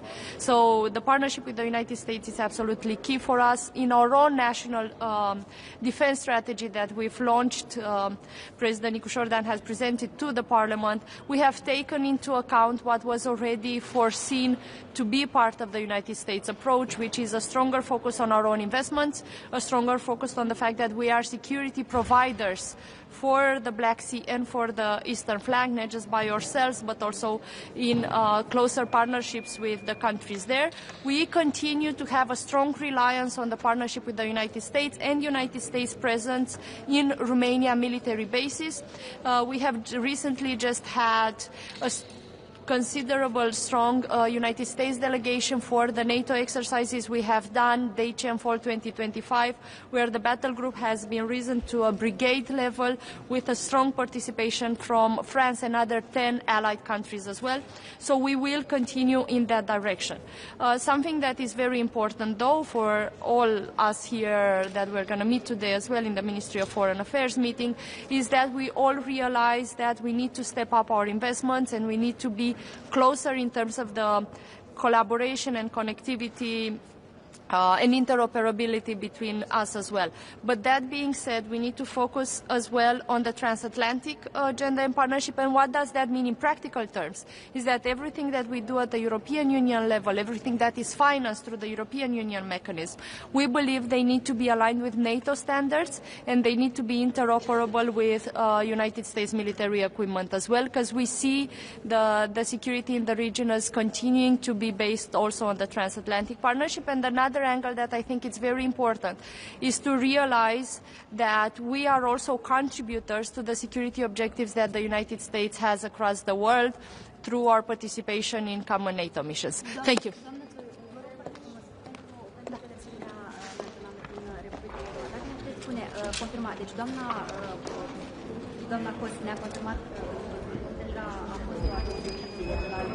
Cu referire la deschiderea neoficială a negocierilor cu Ucraina. Înțelegem că astăzi putem aștepta o astfel de decizie în privința Republicii Moldova. La modul practic, nedeschiderea oficială a negocierilor, ce înseamnă? Ce ar putea să înțeleagă moldovenii din asta? Așa cum știți, noi, România, suntem un ambasador și un avocat puternic al faptului că Republica Moldova și-a îndeplinit și își îndeplinește cu o viteză uluitoare, demnă de admirație, mare parte din criteriile tehnice și eforturile de reformă necesare pentru a avansa în negocieri pe clusterele de aderare. Poziția noastră este că nu trebuie deschis doar clusterul 1, ci se pot deschide mai multe negocierile pe mai multe clustere în același timp, pentru că există deja progres, există deja un efort puternic în această direcție și sigur că și noi suntem pregătiți să susținem cu echipe mixte acolo unde se poate, din propriile noastre lecții, din propria noastră experiență, atât la nivel instituțional, cât și la nivelul societății civile, care este deja de multă vreme implicată în parteneriate și în efortul comun de preaderare. Este însă necesară și o deschidere formală și atât noi, la nivel guvernamental, cât și președintele Nicușor Dan, reiterăm asta și avansăm negocierile în această direcție în fiecare dintre întâlnirile de la nivel european. Și ne putem aștepta la Consiliul din 18-19 decembrie la o decizie tranșantă în acest sens? Este pe agenda Consiliului și din discuțiile pe care le avem noi putem să fim optimiști. Însă până nu se ajunge la finalul Consiliului cu votul final, nu putem să estimăm până la capăt care va fi decizia finală, însă este cât se poate de clar că nu doar România, ci foarte mulți din prietenii Moldovei de la nivel european facem în aceste zile eforturi diplomatice ca să deblocăm negocieri. Mulțumesc! Minister, quickly, do you think that the ceasefire in Ukraine can start in the Black Sea as a first stage? Can start this ceasefire idea in the Black Sea? Because the Turkish, they say something about that. About starting the ceasefire in the Black Sea. Is this going to be the first stage from the ceasefire, or the talks now is beyond this idea?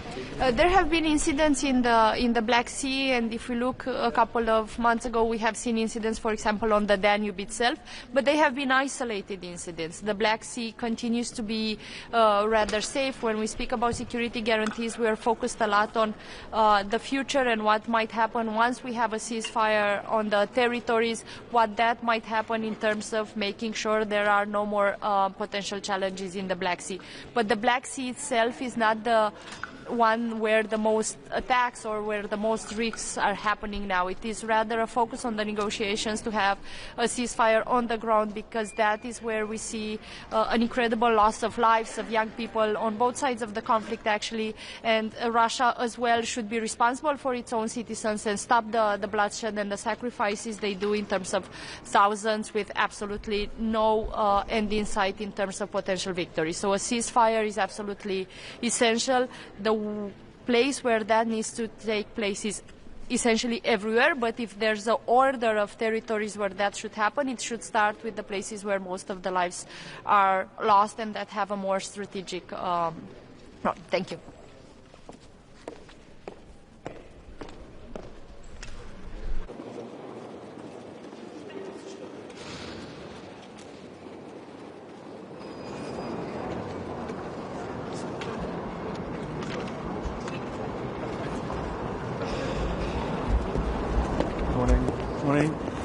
Mesdames, Messieurs, bonjour. Très heureux d'être à nouveau à Bruxelles, la capitale de l'Europe, mais aussi de la Belgique, pour évoquer quelques points de l'agenda, mais tout d'abord revenir sur l'adoption, depuis le dernier Conseil à Luxembourg, l'adoption de REPowerEU. Donc nous sommes évidemment très satisfaits de l'adoption de ce texte initié sous présidence belge à l'époque. Par rapport à l'agenda d'aujourd'hui, premier point, le Grids Package, très important pour la Belgique, non seulement d'avoir une approche sur les interconnexions avec les pays voisins, mais aussi d'optimiser le réseau intra-belge comme d'autres pays européens. Nous rencontrons actuellement en Belgique des problèmes de congestion et donc évidemment le réseau est très important pour avoir une transition énergétique réussie. Aussi aborder les questions de sécurité de nos infrastructures critiques. On le sait, dans un contexte de survol de nos infrastructures énergétiques par des drones dont l'origine reste toujours à déterminer. Évidemment, est important d'avoir une sécurité importante de nos infrastructures parce qu'aujourd'hui, on le sait plus que jamais, l'énergie est au cœur de notre modèle économique et donc c'est important d'avoir cette approche en matière de sûreté. Et puis enfin, nous aborderons la question de la sécurité d'approvisionnement et de l'autonomie stratégique, évidemment un point central pour la Belgique mais pour tous les partenaires européens. Bonne journée.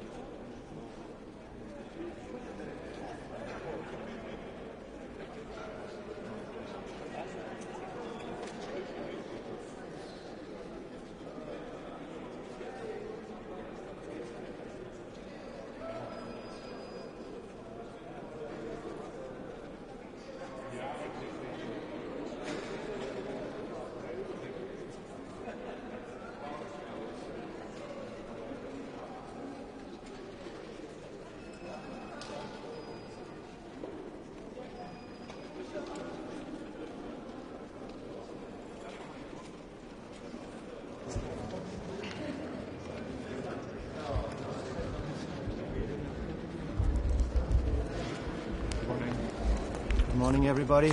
So, we have a very important meeting today. First and foremost, of course, we will discuss how to best implement the extremely important agreement that was reached recently, which means that we will now finally ban the import of Russian gas. This is a very, very clear signal to Russia, to Putin. We will no longer let you blackmail our countries. We will no longer keep indirectly helping to finance the terrible war in Ukraine. We will also today discuss a next very big and important step in the European Union to facilitate and improve our energy union, which is to secure that we have the grids necessary, the physical infrastructure necessary.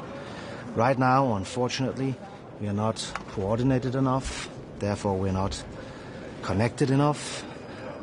It's like if you imagine making a jigsaw puzzle without looking at the picture on the box. It's difficult, it's not rational, it's not the way to do it. So what the Commission proposes is that we have more top-down planning so that the EU makes the scenarios, makes the planning, and of course also help financially support interconnectors, support the cross-border connections that we need. This is absolutely necessary for us to lower our prices on energy in Europe. It's necessary for our independence, and obviously it's also necessary for us to decarbonize our economy. Commissioner. Okay. Would you have an update on the Commission's plans to phase out Russian oil? Like when are those proposals coming, and how have your initial talks been with Hungary and Slovakia? Early next year we will put forward also a legislative proposal to ban the remaining oil. This is of course also very important, even though of course we import more gas than oil now. Still we want to get completely rid of our import of Russian energy. But that will happen early next year. TSOs have already slammed your central planning approach, and member states are expected to do so today. It's an unprecedented sort of grasp of power over grid planning in Europe. Do you think you're going too far? I think actually we will get a lot of support for this new approach. I've spoken to many ministers, many TSOs, many NGOs, many members of the European Parliament, and everybody agrees that there is one thing that we are lacking today, and that is better planning of how our energy system should look in the future. If we do not connect better than today, we risk losing tremendous amounts of electricity due to curtailment, and we know for a fact that the rollout of nuclear energy and renewable energy that we will need in the years to come will also need a huge expansion in our grids. Final question? You're obviously going to the Energy Council, but we're talking about security guarantees. In terms of energy, what more can the EU do to guarantee the security of supply of energy for Ukraine? We are in a good place in Europe with regards to our energy security, but we need to decarbonize our economy whilst getting the energy prices down at the same time. This means that business as usual will not stand. We do need to deploy far more renewables than we're doing today. Last year we deployed 78 gigawatts of new renewables. That was a record. This year we'll break that record again and deploy 89. So all of that is good news. But if we look at the projections, we need even more. So there's a need to step up. And that's also why we propose from the Commission side that in the next MFF we spend 5 times more money on CEF energy. So just under 6 billion in the present MFF, and in the next long-term budget, just under 30 billion. That is a lot of money that should help spark this process. Can you talk a little bit about what you're putting on the table with regard to methane later on in the AOB, and what kind of response you expect from the US on that? So the European methane regulation is extremely important. The emissions that we have, methane emissions, are one of the biggest contributors to climate change. We have in Europe, as I think world leaders in this area, decided to really tackle this problem. That of course will stand. We are also very well aware that there are problems with the implementation, both in Europe but also in other countries around the world. And we take these challenges, of course, serious, and we will help, as we always do from the Commission side, making sure that we can implement this. But we will not change the legislation. We are very proud of this legislation. Thank you. Commissioner, just one question, Commissioner, concerning the energy side and what role can play in the peace talks with Ukraine. We hear the American side start talking again about Russia cooperating with the EU, possibly with energy concept. Yeah. So we just recently made a very important agreement in the European Union in which we ban the import of Russian gas.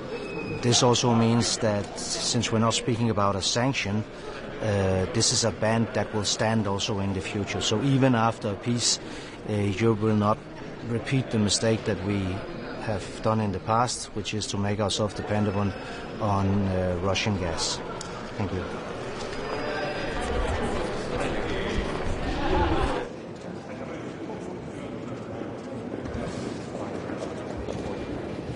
We are in a good place in Europe with regards to our... Let me first thank the Danish presidency for its excellent work in the last few months. As the incoming presidency, Cyprus will work with determination to strengthen the competitiveness, resilience and strategic autonomy in the energy sector. It is vital to lower energy prices for our people, and we do believe that this is central to competitiveness, so the EU grids package is essential and central in progressing. I think the energy crisis has shown that we need to act collectively as a union in whatever we do. So as Cypriot presidency, we're ready to work towards a truly energy union. Thank you.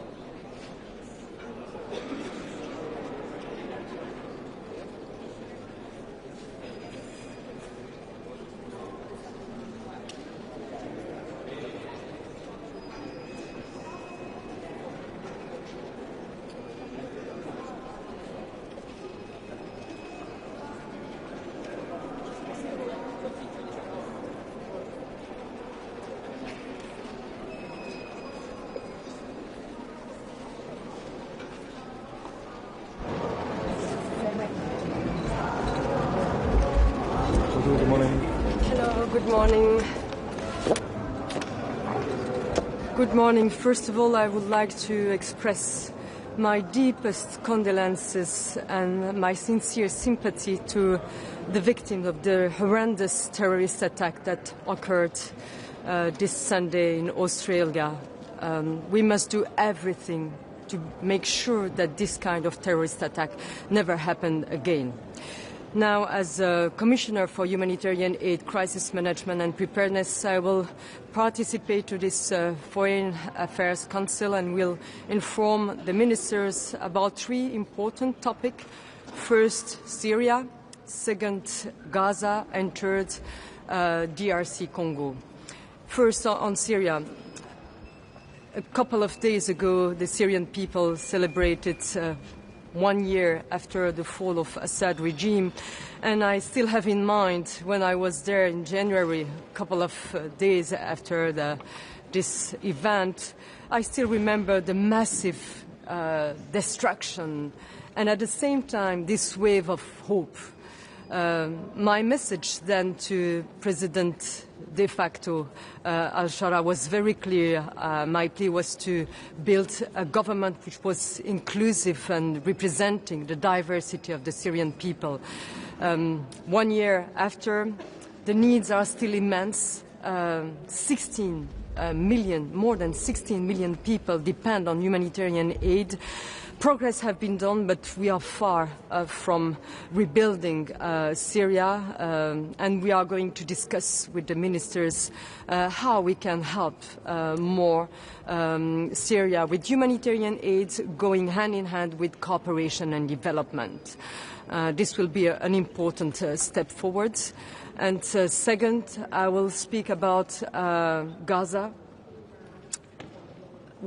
2 weeks ago, I was in Egypt. I went to the Rafah crossing point, and I saw the door closed, the crossing points closed, and unfortunately hundreds of trucks waiting there full of items, essential supplies, medicines, shelters, tents, sleeping bags waiting. The situation is dramatic, although it's not on the headlines of the media, but still every day Palestinians are killed, so we need really to do everything to let humanitarian aid enter into Gaza. Too many trucks are backed, are refused, full of items considered as dual use, sleeping bags because of their color, green, wheelchair because of the wheel. Humanitarian workers that I met there were frustrated and exhausted by the situation, a lot of administrative burden. My plea is again and again the same thing. We need this humanitarian aid flooding Gaza and not entering drop by drop, because the needs are immense and the winter is coming. And furthermore, I wasn't allowed to enter into Gaza, but we don't have an office. The Commission, the first provider of humanitarian aid, the European Union, is not allowed to reopen its office. So we will discuss that also with the ministers. And finally, the situation in DRC Congo, and I will change it in French to change a little bit.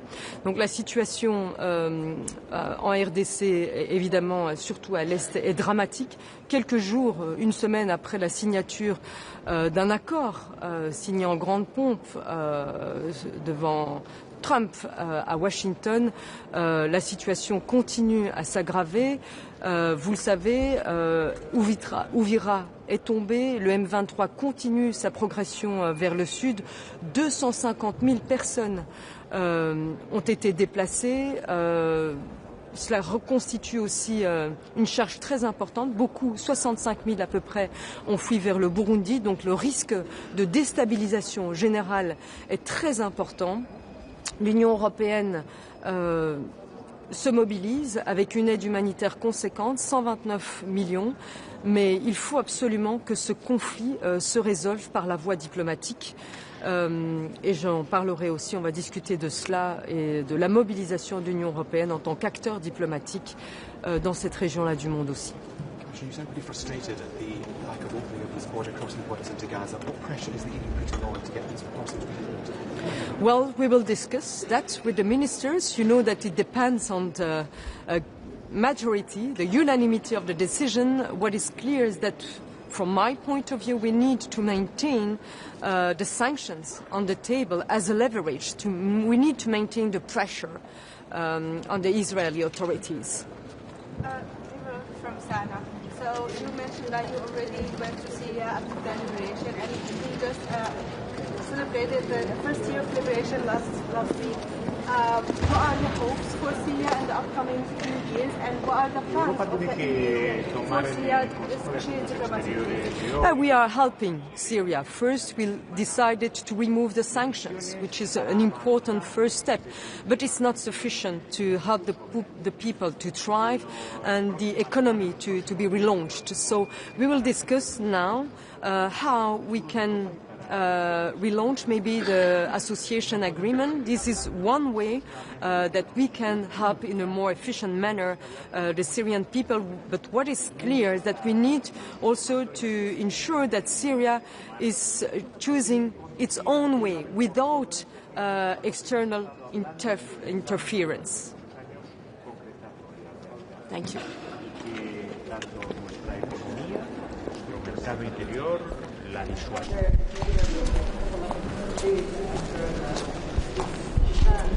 Good morning.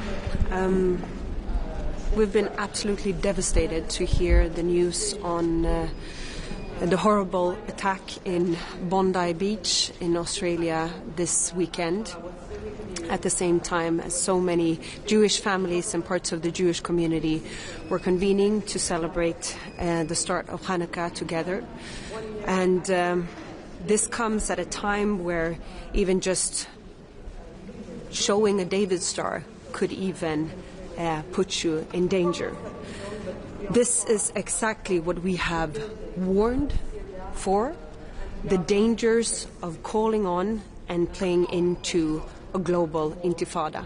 This is the reason why Sweden will keep on striking extremely hard and firmly on all different shapes and forms of anti-Semitism, whether it happens on Swedish ground or European ground or globally. We will stand by the Jewish people and their right to safety, their right as a people.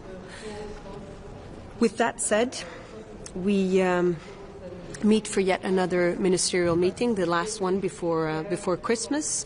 On today's agenda, still very complicated issues as always. And I've said many times, in difficult times, the European Union needs to be firm on our goals on prosperity, on resilience and security. We will today discuss, of course, the CEF funds, but also the grids package. And I must say I'm a bit puzzled by what has been proposed this far, because in many ways it is more of the same, more of what has gotten Europe in a situation where our energy security and our energy system is no longer the main strength to our competitiveness. And one point we will make very, very clear on behalf of Sweden today, and that is congestion rents are in effect a debt to the Swedish people. It is hard-working Swedish families and households that have paid these in. They are held as a debt in the Swedish TSO system, and they belong to the Swedish people. We are not going to find a way to support a way where you take Swedish taxpayers' money or Swedish households' money and put that in effect to build grids in some other country. So this will be one of my main points today. The other one is, of course, that I have also conveyed to the Commissioner himself. If you want to increase consumption but also improve the quality of the consumption that is possible, what is being produced and pushed into the grid system also plays a very big role, i.e. if you have more baseload in the European system, you will make more efficient use of already existing grids and added new grids. I'll stop there. Det du började där med angående terrordådet, om du skulle kunna upprepa det på svenska, men också en fråga om Det kommer ju en hel del kritik från Israels regering mot Australien, mot att de har godkänt Palestina som stat till exempel. Vad säger du om den kritiken som kommer från Israel? Men vi har varit helt förskräckt över nyheten i helgen. Samtidigt som jag hörde av mig till mina judiska vänner och önskade glad Chanukka, så får vi nyheter om att människor brutalt mördas, och det är helt uppenbart att det är judar som har varit målet för den här terrorattacken. Detta är anledningen till att vi slår ner så hårt mot antisemitism och varnar för att stötta på olika sätt rörelser som uppmuntrar till en global intifada. Detta är anledningen till att jag som partiledare och som vice statsminister riktat så skarp kritik till att Palestina-aktivister har tillåtits skandera "From the river to the sea" och andra antisemitiska slagord, därför att man uppmuntrar till precis den här typen av terrordåd som vi har sett i Australien. Så instämmer du i den kritiken som kommer från Israels regering mot Australien? Ja, men jag tror att vi i Sverige har sin egen linje, och att man möjliggör och banar väg för en tvåstatslösning, det är inte samma sak som att också uppmuntra eller stödja den typen av antisemitism som också uppmuntrar till global intifada. Men Sverige, som svensk minister, så har jag ansvar för vad som händer i Sverige, och vi behöver göra mer för att hålla rent mot den antisemitism som vi ser i skolor och som vi har sett i många utav de Palestina-demonstrationer som har varit i Sverige. Man måste klara av att hålla isär dem. Om dagens möte då, ni ska bland annat diskutera energisäkerhet med Mark Rutte. Hur sårbart är liksom EUs och Sveriges system? Ja, men Sverige har i stora delar ett väldigt robust system om man jämför med globala counterparts. Men vi behöver göra mer för att se till att det står stadigt. Och vi har väldigt mycket lärdomar att dra ifrån Ukraina. Jag var med på ännu ett högnivåmöte med G7 och Ukraina förra veckan. Och vi kommer att fortsätta stötta Ukraina, men också lära av dem vad gäller att hålla ett robust elsystem även när det är under attack. Och mer konkret, vad behöver Sverige göra framåt?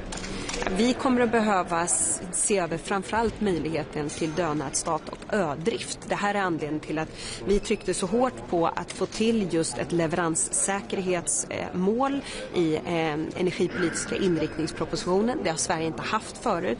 Vi måste ha ett energisystem som har marginal och klarar av att systemet går ner och sen ska startas upp igen, där vi fortfarande kan hålla igång vital verksamhet. Och då är ödrift och dönättsstart helt avgörande.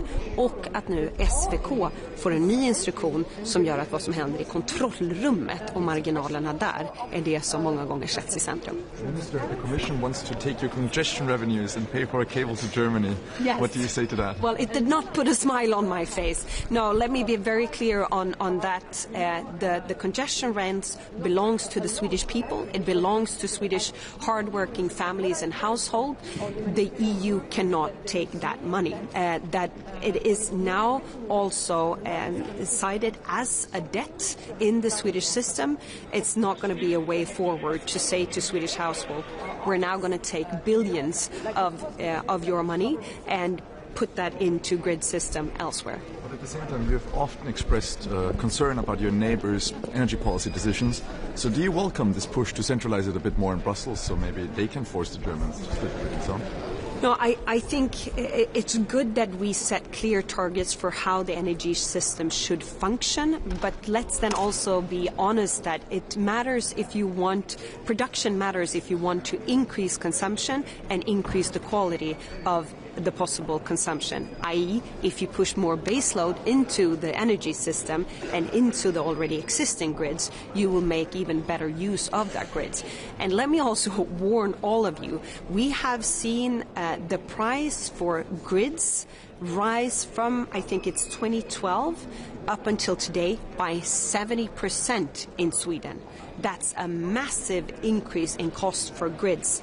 Believe me, Europe does not want to go the same direction. So we need to be very balanced with this, set clear targets, but don't go into micromanagement and don't steal money from Swedish households. That will not end well. Imorgon väntas kommissionen komma med sina förslag vad gäller bilarna för 2035. Vad har du för förväntningar inför det? Ja, men det vi har kunnat ta del utav hittills och det som har läckt tyder ju ändå på att signalen kommer att fortsatt vara klar. Elektrifieringen är vägen framåt för fordonsflottan och för transportsektorn i EU. Med det sagt, den svenska regeringen har ju inte bytt ståndpunkt och vi får se när förslaget är presenterat som helhet hur vi som regering tar ställning till det. Follow up, Mr. Minister, on greed. So what do you think of Germany not pushing forward with biddings on the reform that the Commission or like the ACER asks them to do? They seem not willing to go forward with it. What do you think? Well, I can only say that I'm sad to hear that. It would make a great difference for how the system functions and also make sure that Sweden is not as affected by the energy policy pushed by Germany. On the other hand, we're in very close contact. We have a good and open dialogue, and I'm not surprised, but I'm not happy about it. Vad tycker du om medan Tyskland nu får den här politiken, vad tycker du om kommissionens förslag om ökad sammankoppling innan Tyskland ändrar sig? Ja, men återigen, det är klart att man kan verka för ökad sammankoppling om man också tar hänsyn till produktionen. Och det kommer att vara vår tydliga linje gentemot kommissionen också. Det finns en väg framåt här. Om kommissionen också börjar styra mot att medlemsländerna ska bana väg för mer baskraft, då är ju frågan om att vi är sammanlänkade, då blir inte det ett lika stort problem, därför att då smittas vi inte lika mycket av höga och volatila elpriser i andra länder. Men likasinnade länder som tycker som Sverige, det är ju tidigt skede det här än, vad vet de vad andra länder tycker? Nej, men jag är optimistisk. Det finns en väg framåt här och jag tror att det finns en väg framåt både med de länderna som likt Sverige är aktiva i Renewables-gruppen men också de länder som likt Sverige är aktiva i kärnkraftsalliansen. Men vi kommer trycka hårt på behovet utav, ska man få mer effektivare elnät så måste man också bana väg för mer baskraft. Och den signalen, den tror jag kommer att gå fram till kommissionen. Minister, what are you expecting to come out of the discussion with the NATO Secretary General today, and will Sweden be raising any specific issues on security in the energy system? Well, so we will have representation from NATO today, and of course our main message is we need to learn from Ukraine. Just pushing for more installed production capacity is not going to cut it in these dangerous and turbulent times. You need to combine both competitiveness and resilience and security all at the same time. And when it comes to the capabilities of so-called islanding and also deadnet start are absolute fundamental for a resilient and robust energy system in the EU. And we just saw from the massive blackouts in Spain and parts of Portugal earlier last year, this is also the hard-learned lesson. If you push a lot of intermittent production into the system, then you also need to make sure you still have the capabilities of islanding and deadnet start to start the system up again. Jag tänkte på det som läckt om förbränningsmotorerna för att gå tillbaka till det. Vi ska utvärdera förslaget när det kommer, men hur ser man på att man överhuvudtaget går in och luckrar upp det någonstans? Ja, men den svenska ståndpunkten har varit tydlig hela tiden här och den har ju inte ändrat sig. Vi får se vad förslaget blir och kommer ta ställning till det då. Men det är klart att jag har ju också som partiledare och näringsminister haft en del kritikpunkter. 1. Frågan om att det inte har varit tillräckligt teknikneutralt. 2. Att det har fokuserat bara på vad som kommer ur själva avgasröret och inte utsläppen ifrån att producera hela bilen. Det är mycket bättre, lägre utsläpp med en europeisk tillverkad bil jämfört med en kinesisk tillverkad bil till exempel. Och det 3:e och sista kritikpunkten har ju varit bötesbeloppet. Att vi har riskerat att få höga bötesbelopp till fordonstillverkare som faktiskt gjort läxan och ställt om. Kan man komma åt de här punkterna så är ju det positivt. Samtidigt har du pratat om att signalvärdet ändå verkar vara att elektrifieringen är vägen framåt, men att man ändå går in och petar i det och släpper lite på kanske utsläppskraven. Ger inte det lite dubbla signaler till biltillverkningen? Det finns ju en risk för det, och det är därför jag har varit angelägen i de möjligheter jag har haft att påverka de förhandlingar som ändå har pågått nu. Vägen framåt måste vara elektrifiering och väldigt tydliga styrsignaler på detta. Håller man i det och kan parera en del av nackdelarna med tidigare upplägg kring teknikneutralitet, kring att man faktiskt har riskerat att straffa de som har gjort hemläxan och att man inte har sett till utsläppen från hela livscykeln, ja då finns det vinster med det här upplägget. Toppen. Vi hörs igen säkert.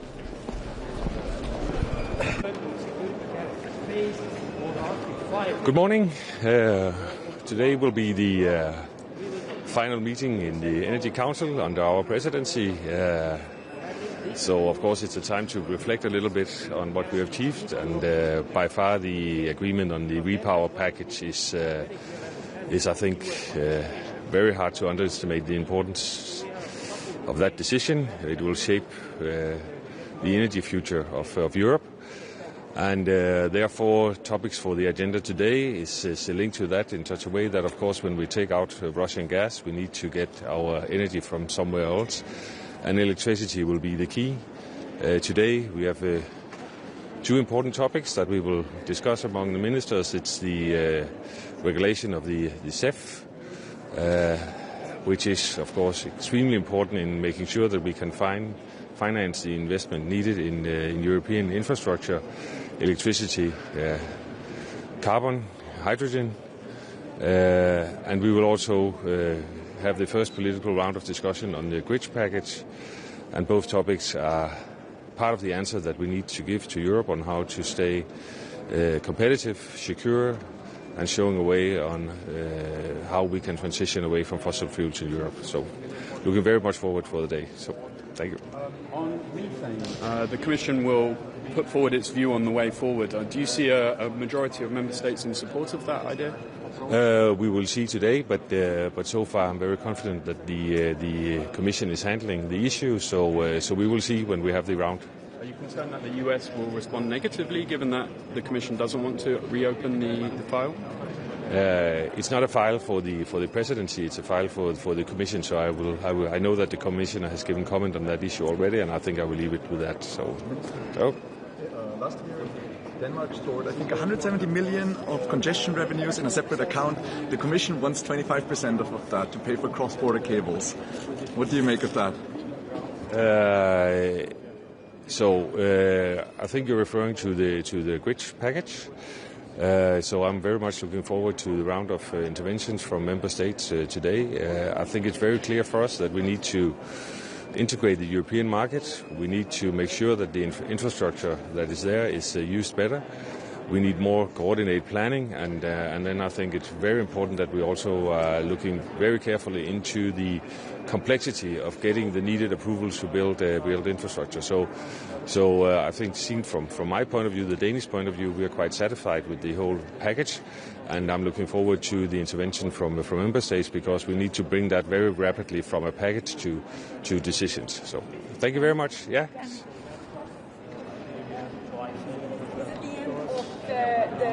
The competition between the pro-nuclear and the pro-renewable, did you manage to find a way to avoid this double alliance meeting? Thank you for that question. So I've been part of the council now for close to 3 years, and there is a tradition, just so everybody knows, that before the council meeting there are two separate meetings, Friends of Renewable and the Nuclear Alliance. And for some countries that is a very difficult meeting, because, for example, France then has to be in 2 rooms, because France is nuclear and renewables. Hungary has to be in 2 rooms. Hungary is the country in Europe that has the largest amount of solar in their energy mix. So this difficulties for my colleagues, I thought, and as a Dane, I thought that this was a not very productive way of preparing ourselves for the meetings.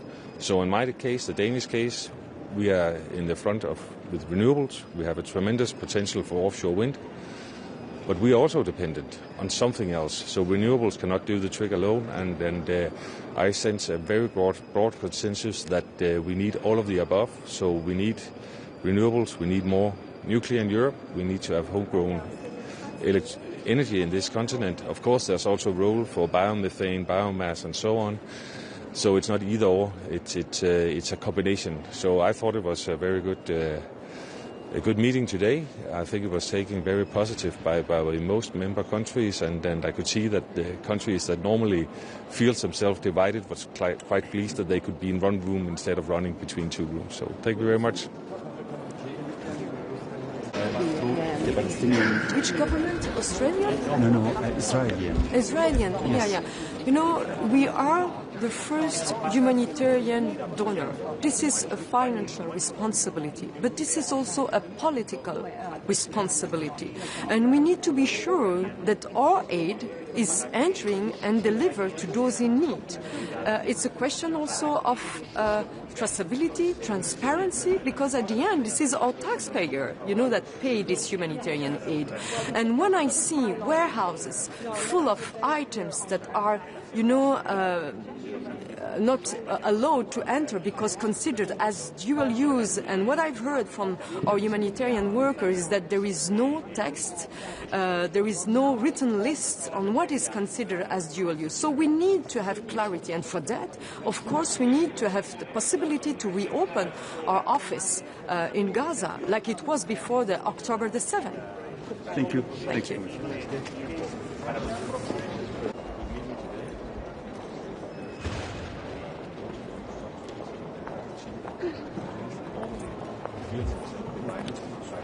Good morning. Bonjour. Ce week-end, l'Australie a été endeuillée par un attentat terroriste antisémite sans précédent, la pire tuerie que le pays ait eu à connaître depuis 3 décennies au moins. Et c'est dans ce contexte que nous avons appris avec une profonde tristesse la disparition de notre compatriote Dan El-Kayam, qui compte parmi les 16 personnes décédées à cette occasion. Dans ce contexte, nos équipes sur place, de l'ambassade et du consulat général, sont pleinement mobilisées.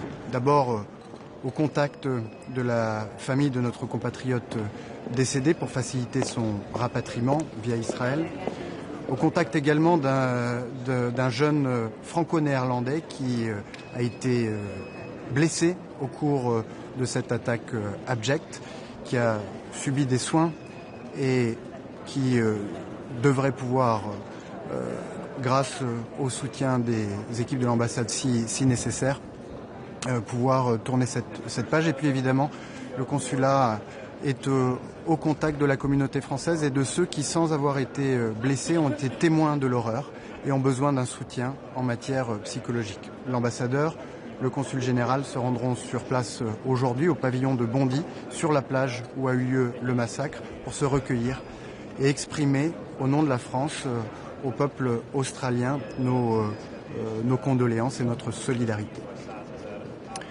En Ukraine, la Russie est en échec politiquement, militairement, économiquement. La progression millimétrique sur le front se fait au prix de vies humaines innombrables, et c'est dans ce contexte que les discussions se poursuivent entre Ukrainiens, Européens et Américains aujourd'hui à Berlin. Et c'est dans ce contexte également que les Européens ont décidé de prendre leur destin en main, avec des décisions très significatives, à commencer par celle qui a été prise vendredi, consistant à priver la Russie de ses actifs russes placés en Europe aussi longtemps que nécessaire, jusqu'à ce que la Russie de Vladimir Poutine mette fin à sa guerre d'agression et verse des réparations à l'Ukraine. C'est une décision majeure puisque jusqu'à présent et depuis 2022, les actifs russes placés en Europe étaient immobilisés, mais cette immobilisation devait être renouvelée tous les 6 mois à l'unanimité des États membres. Désormais, ces sommes sont bloquées et ne pourront être déverrouillées que lorsque la guerre prendra fin et que des réparations auront été versées à l'Ukraine. Aujourd'hui, ici à Bruxelles, nous continuons à prendre des mesures de sanctions à l'encontre d'acteurs russes contribuant d'une manière ou d'une autre à cette guerre d'agression. D'abord avec 9 entités responsables du contournement de nos sanctions, ce que l'on appelle la flotte fantôme, notamment des compagnies maritimes qui travaillent pour ou en lien avec les 2 compagnies pétrolières Lukoil et Rosneft.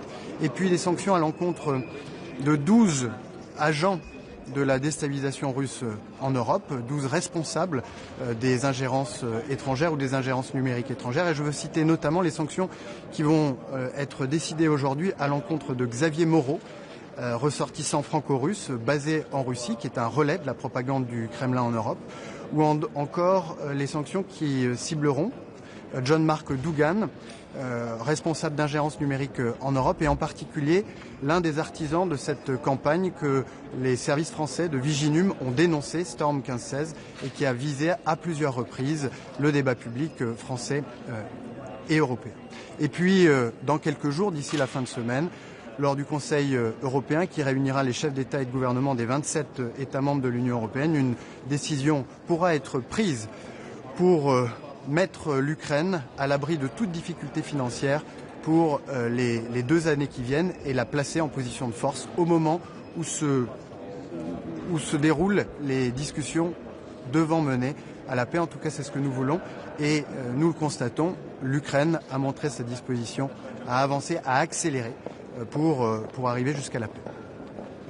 Au Proche et au Moyen-Orient, nous terminons l'année 2025 dans une situation moins défavorable que la fin de l'année 2024. Cependant, la situation de la région reste fragile et c'est la raison pour laquelle l'Europe, dont le Proche et Moyen-Orient et le voisinage immédiat, doit se mobiliser.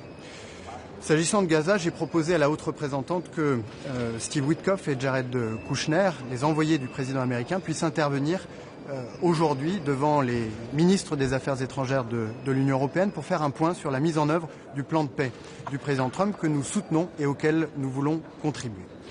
Au Liban, nos efforts conjoints avec les États-Unis et l'Arabie saoudite se poursuivent et ont conduit il y a quelques jours au premier dialogue en 40 ans entre des civils libanais et des civils israéliens dans le cadre de ce mécanisme de suivi du cessez-le-feu que nous avons conçu l'année dernière. Nous travaillons à la mise en place d'un second mécanisme qui, lui, aura vocation à faire le suivi du désarmement du Hezbollah, élément essentiel pour éviter l'escalade et garantir un chemin crédible vers une souveraineté pleine et entière du Liban.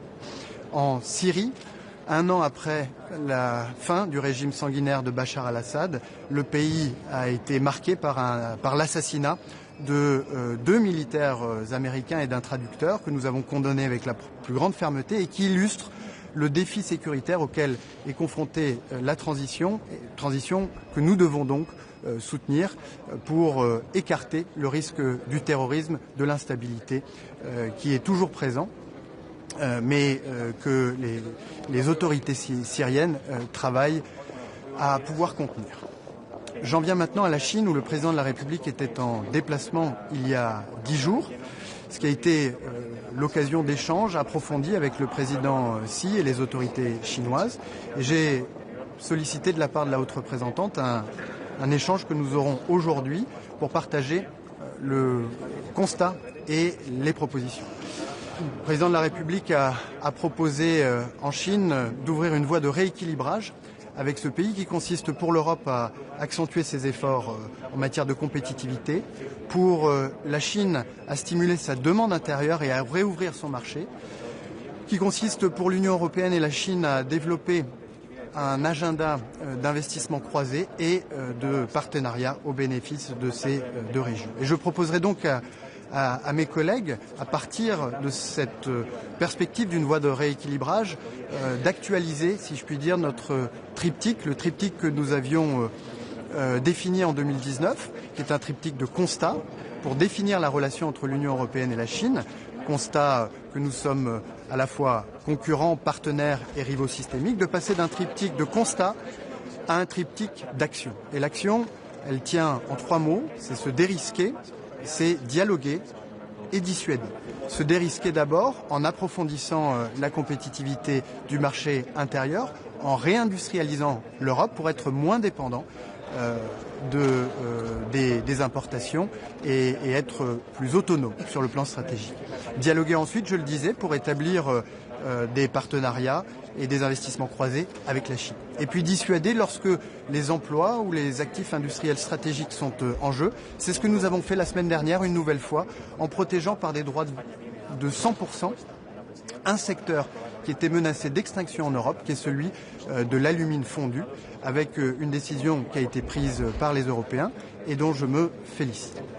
J'en viens maintenant à Haïti en me réjouissant que les propositions qui ont été faites par la France de sanctionner 4 figures politiques responsables d'un soutien politique, financier aux gangs qui aujourd'hui menacent la stabilité du pays et de la région et soit aujourd'hui adoptées. C'est la 3e fois que nous prenons des sanctions à l'encontre des responsables des violences aujourd'hui en Haïti et il me paraît essentiel de continuer à exercer cette pression car nous ne pouvons pas détourner le regard de la tragédie qui se déroule aujourd'hui en Haïti. Et puis je me réjouis aussi du débat qui se tiendra aujourd'hui au Parlement européen sur le narcotrafic en présence de la famille de Mehdi Kessassi qui a été assassiné il y a quelques semaines dans notre pays.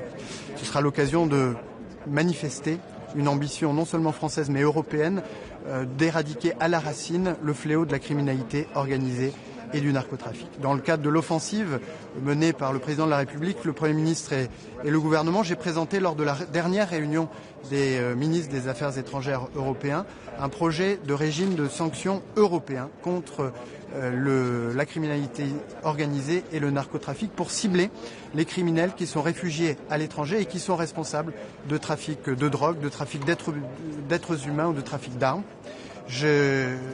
J'ai constaté le soutien d'un grand nombre de pays et de la haute représentante et nous pouvons espérer disposer de ce nouveau levier de pression à l'encontre de ces criminels dans les premiers mois de l'année prochaine. Je vous remercie.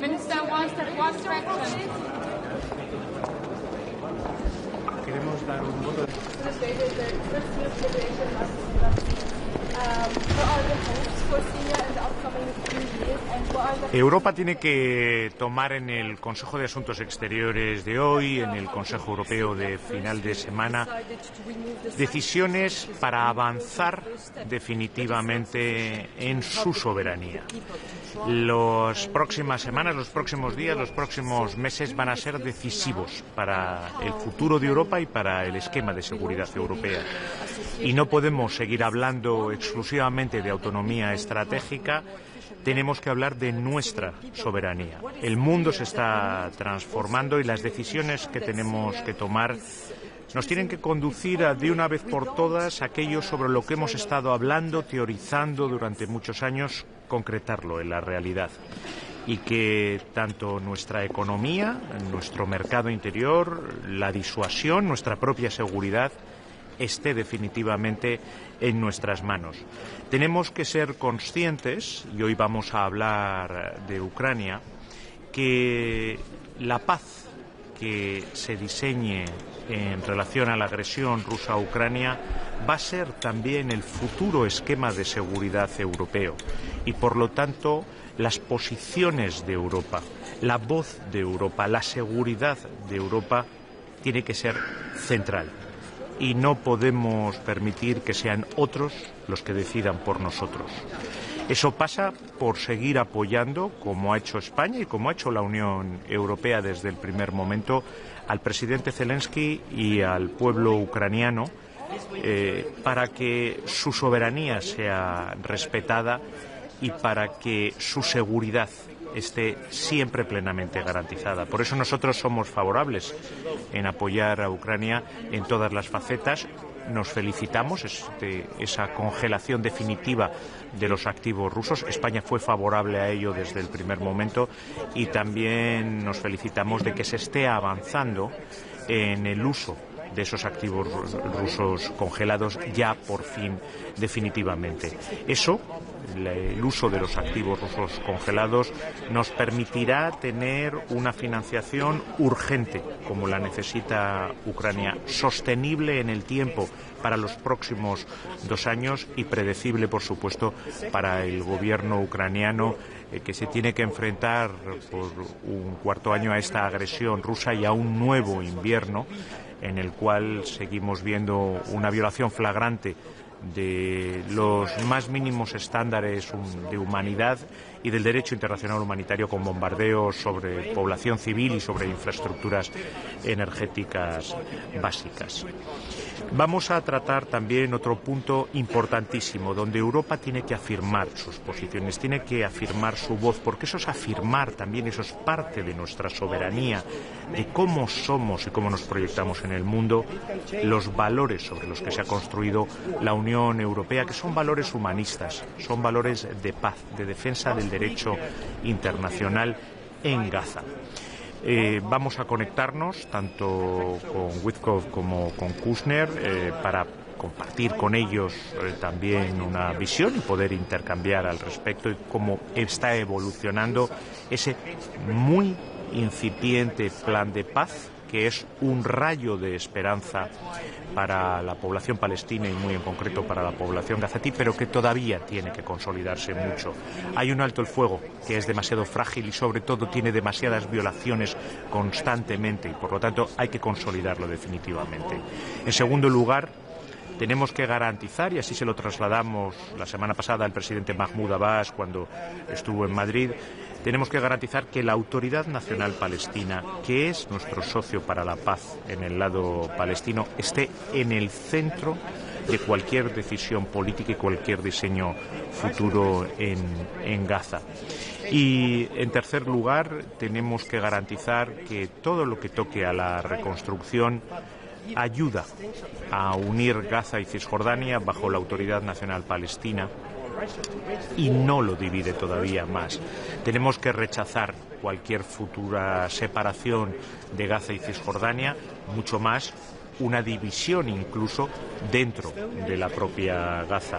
Y no olvidemos Cisjordania, yo lo diré así en la mesa, no hay que olvidar Cisjordania, la violencia de los colonos israelíes sigue estando fuera de control y hay que paralizar esa violencia de la misma forma que los asentamientos ilegales.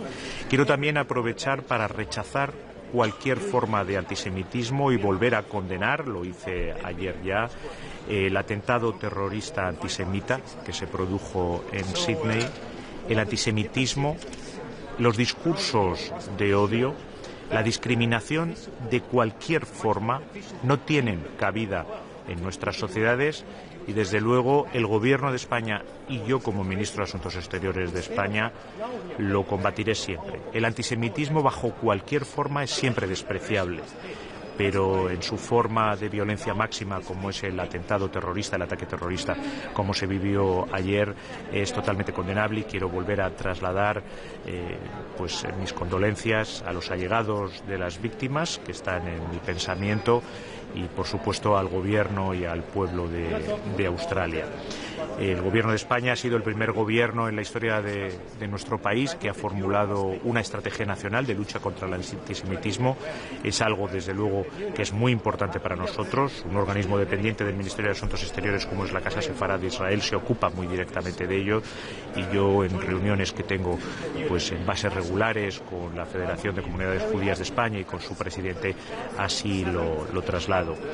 Y también, aunque no es un asunto que se vaya a tratar directamente en el Consejo de Asuntos Exteriores, por la importancia que tiene todo lo que ocurre en los países hermanos de América Latina. Simplemente ayer Chile tuvo unas elecciones presidenciales. Quiero felicitar al ganador de esas elecciones, José Antonio Cast, y desde luego el Gobierno de España se dispone, y esa es nuestra voluntad, a trabajar lo más estrechamente posible, como hicimos con el Gobierno anterior, con el nuevo Gobierno de Chile, en beneficio de la amistad y de la hermandad, porque los lazos que tenemos con el pueblo chileno, como con todos los países de América Latina, son lazos fraternales, y también en beneficio del progreso de la comunidad iberoamericana, que, como saben, tiene España en estos momentos la Secretaría Pro Tempore, y el próximo 4 y 5 de noviembre se celebrará en Madrid la cumbre iberoamericana. También quiero señalarles que España, junto a otros 5 países de la Unión Europea, hemos dirigido una carta a la alta representante Kaja Kallas urgiéndola a que la ayuda humanitaria de la Unión Europea, por supuesto, pero toda, entre de manera masiva en Gaza y que, por lo tanto, tome todas las iniciativas que estén en su mano y utilice toda la interlocución que tiene para ello. Es fundamental y es un paso mínimo para avanzar y consolidar ese alto el fuego, como les señalaba anteriormente, y quedo a disposición de sus preguntas. Lo que dice Bélgica sobre los activos inmovilizados y ocupaciones, ¿considera que están resueltas? Mire, yo creo que desde luego están resueltas, son legítimas y se pueden encontrar soluciones para ello, y por lo tanto yo creo que no tiene que ser ese el obstáculo que impida que se puedan utilizar esos recursos. No solo Bélgica, también estamos viendo en las últimas horas como Malta, Bulgaria, más países, aparte de Bélgica, tienen dificultades con aceptar esta propuesta y están pidiendo por otras más realistas. ¿Es optimista de conseguir un acuerdo en la cumbre de esta semana? Yo creo que estamos avanzando, yo creo que nos podemos felicitar ya de que estén definitivamente congelados. Quiero recordar que la congelación de activos fue una decisión que tomamos los 27 conjuntamente, muy rápidamente. Si no recuerdo mal, no habían pasado prácticamente 48 horas desde el inicio de la invasión rusa y no planteó ningún problema a nadie. No veo por qué no podríamos encontrar una solución para avanzar en esa fórmula. Es vital. Es vital para Europa, es vital para nuestra seguridad y es vital para nuestra soberanía encontrar una financiación urgente, sostenible en el tiempo, por lo menos durante 2 años, y predecible para Ucrania. Lo tenemos encima de la mesa, no deberíamos de desperdiciar esta oportunidad. Ministro, sobre las negociaciones en Ucrania, está ya poniendo sobre la mesa la cuestión de la OTAN, que Ucrania renuncie explícitamente a esto. ¿Cómo lo valora usted y no es en alguna manera saltarse un debate que debería someterse a los aliados de la OTAN? Mire, quién pertenece o quién puede ser parte de la OTAN es un debate que compete exclusivamente a la OTAN, a los aliados de la OTAN y a aquellos estados que deseen solicitarlo o no. Si el presidente Zelensky toma una decisión soberana como presidente legítimamente elegido por parte de Ucrania, yo lo respetaré de la misma forma que cualquier decisión de entrada o no es una decisión que compete exclusivamente a los aliados. ¿Pero lo tomaría obligado por Estados Unidos o en este contexto, quiero decir? Dejemos que el presidente Zelensky hable por el gobierno de Ucrania. Nadie tiene que sustituirse a él. Minister, do you think that Ukraine is now closer to peace than in 4 years before that? And is it possible to reach any kind of deal by the end of this year? What is your... I think that Ukraine and certainly European Union and the Spanish government has always been ready for peace. If it was to Ukraine, to President Zelensky, to the people of Ukraine, or to the Spanish government or the EU, this war would have never started. Let's not forget, at these very crucial and decisive days, that the one that started this war, the aggressor, the very first day and right now, as the minute we are speaking, is only one. Is Russia. So I hope that there will be peace. I've been hoping for it since the very first day of the aggression, but I hope as well that it's a just a lasting peace, that this is not just a parenthesis between two wars. And let's not forget one thing. Wherever peace comes out of the aggression, the Russian aggression to Ukraine, will define also the European security scheme for the future. It's our sovereignty, the sovereignty of Europe, that is also at stake. That's why it's very important that our position and our voice, it's at the center of the table. Muchas gracias.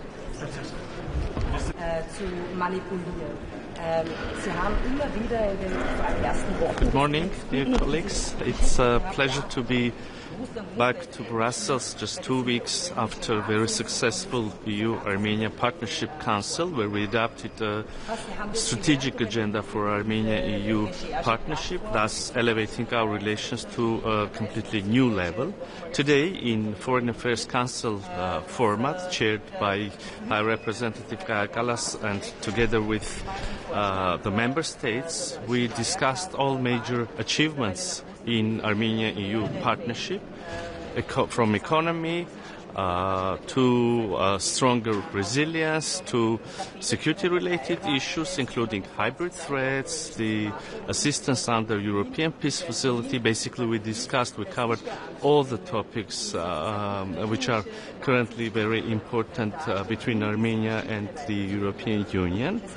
We also assessed the visa liberalization, the progress in this process, a topic which is very important for the citizens of Republic of Armenia and also is important in terms of bringing Armenia closer to the European Union. Of course, there is also the bigger picture, the regional developments, the opening of communications between South Caucasian countries, and the opportunities lying therein. We discussed and we will welcome EU's possible involvement in infrastructure projects. Thank you for your attention.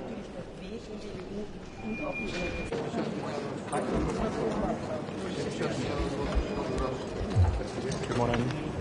Good morning. This week is very important for Europe, for Ukraine, and I do hope for the just and lasting peace as well, because Europe must make a decision about reparation loan, which will be used using the Russian frozen assets. And it's of course very important to give Ukraine the financial support, altogether 210 billion, but within the next 2 years 90 billion. It's lots of money. Ukraine needs for the next year like 60 billion, and half of this money they have already. So you can imagine how strong financial support it will be, and it will give as well for Ukraine stronger position against Russia aggression, but also during the negotiations. The second thing is that Europe now is out from these negotiations, and everybody is talking about the Russian frozen assets, which actually we have. We own them, as we have been freezing them. And so Europe must put ourselves around the table about the peace, just and lasting peace in Ukraine, because it's not about territories in Ukraine. It's about European security architecture. It's about our interests as well, and Ukraine belongs to Europe. So this is very important that at least in Council, during the Council meeting on Thursday and Friday, our leaders will make this decision.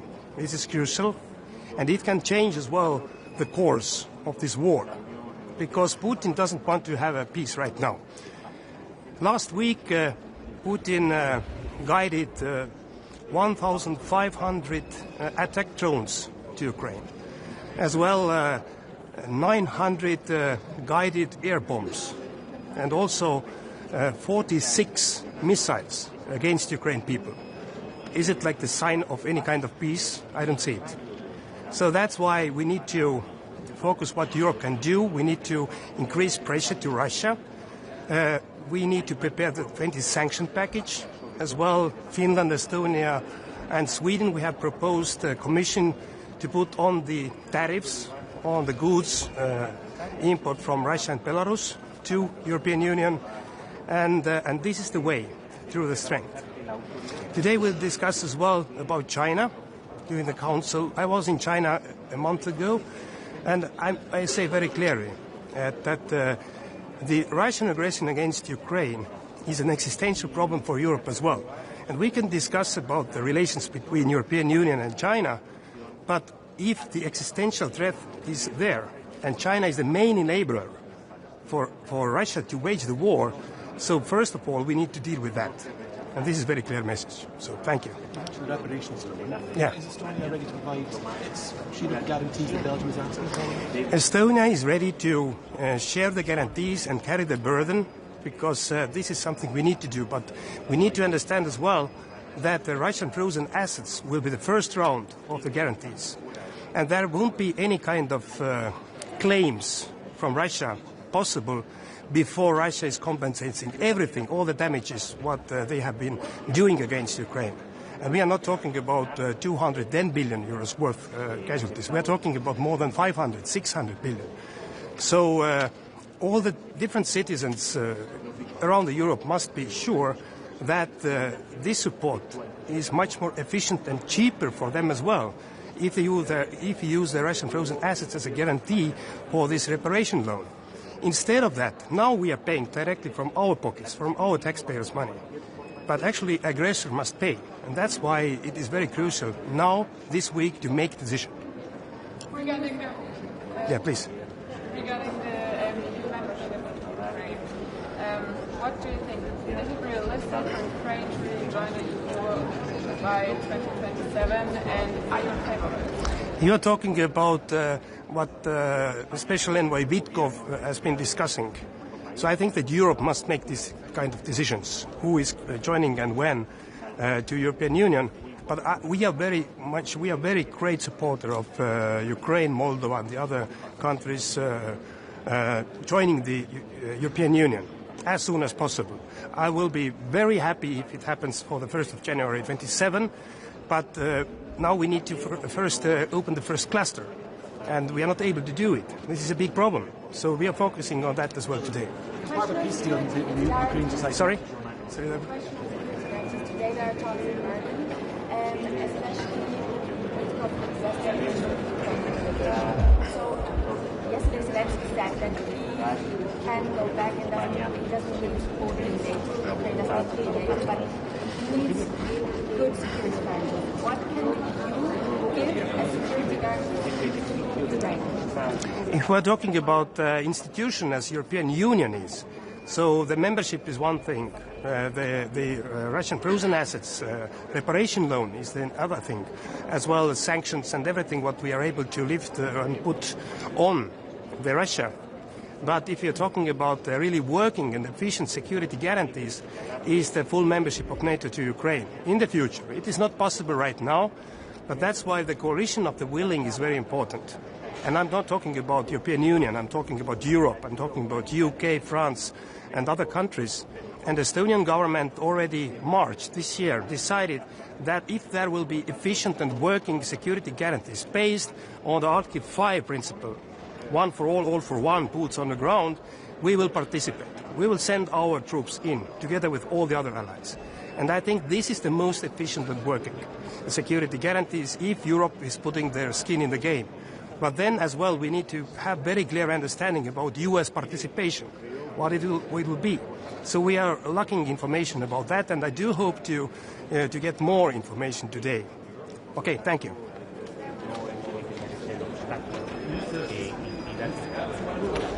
God formiddag.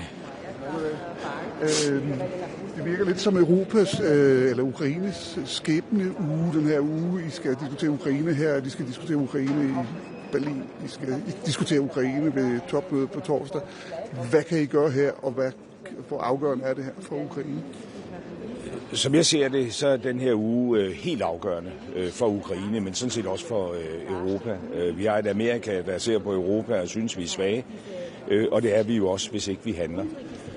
Og det er helt afgørende, at vi i løbet af den her uge får sikret noget mellemlang finansiering til Ukraine, så de kan holde sammen på deres samfund, og så de kan stå op imod russerne, og så de kan forhandle for en styrket position. Og den eneste mulighed, der i realiteten eksisterer, det er jo det her reparationslån, som kan håndteres ved kvalificeret flertal. Alle andre forslag kræver enstemmighed, og vi har nogle få spoilere. Så det er vejen at gå.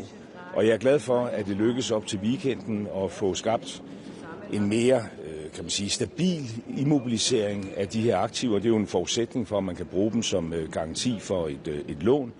Nu er det så helt afgørende, at der bliver truffet en beslutning. Det bliver jo ikke i dag, men det skal ske, når der er møde i det europæiske råd senere på denne uge. For ellers efterlader vi Ukraine et rigtig, rigtig dårligt sted, og vi får desværre også vist til omverdenen, at der i så fald ville være lidt hold i den karakteristik, som amerikanerne på det sidste har sat på Europa. Hvordan ser du på udsigterne for en fredsaftale og sikkerhedsgarantier for Ukraine, noget som er holdbart? Vi har fortsat ikke nogen læsning af en Putin, der ved den her fred.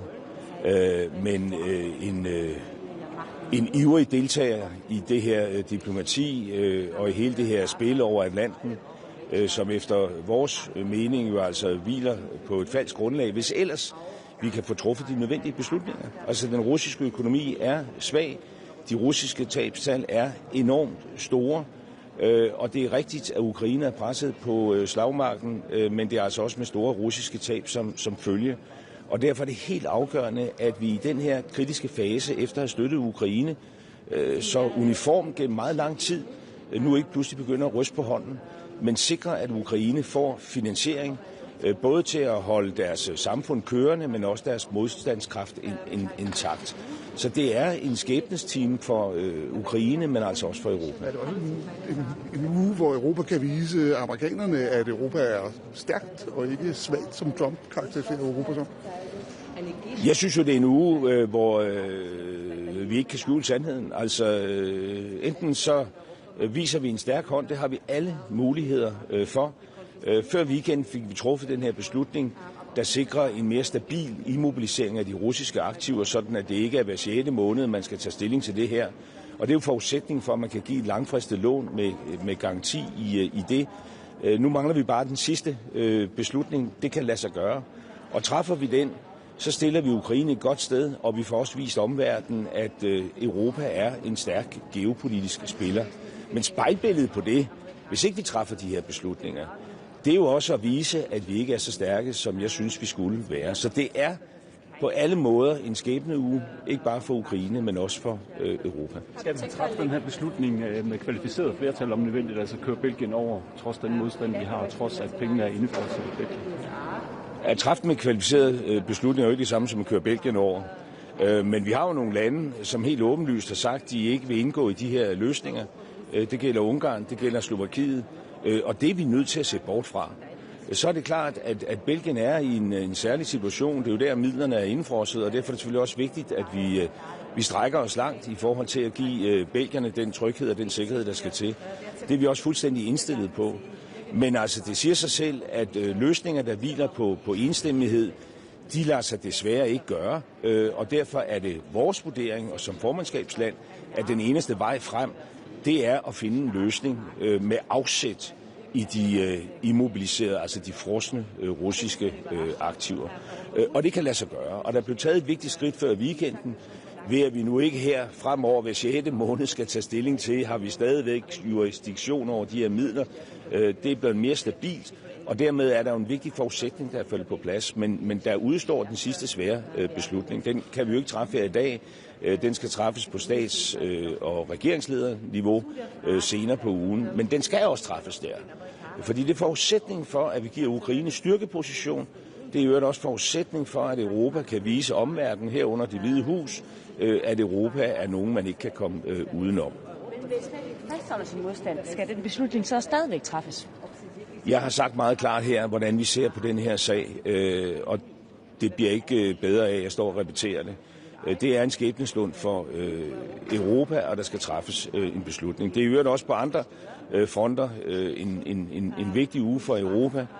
Vi har en Mercosur-aftale, som er klar, som jeg håber, at kommissionens præsident kan tage til Brasilien og underskrive på lørdag. Det kræver, at vi også kommer på plads med det. Der udstår nogle ting i parlamentet. Det synes jeg tegner fornuftigt. Vi arbejder benhårdt på at få trilogforhandlinger afsluttet, sådan at der også her er skabt et fundament for, at Europa kan beslutte sig for den her aftale, der har været undervejs i 25 år.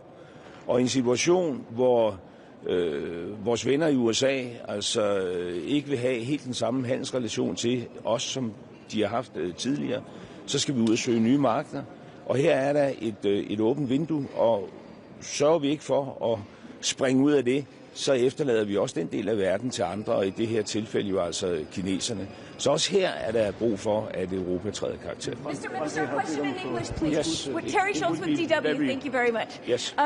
Is it acceptable to you that Ukraine may be pressured to drop its eventual ambitions to join NATO? And is there any way that European countries can fill that security gap, can help make Ukraine secure for the long term without possibly NATO membership? I think we have to listen to President Zelensky himself. And if he's ready to compromise on the NATO question, I will not be the one, standing up for that. But of course, it goes without saying that if NATO is not the solution, then we need other kind of security guarantees, exactly as strong as an Article 5 guarantee. The most important thing on our agenda today is to ensure that we can finance Ukraine in a midterm perspective. I think it's crunch time for Europe and Ukraine. We have been discussing this for quite a while.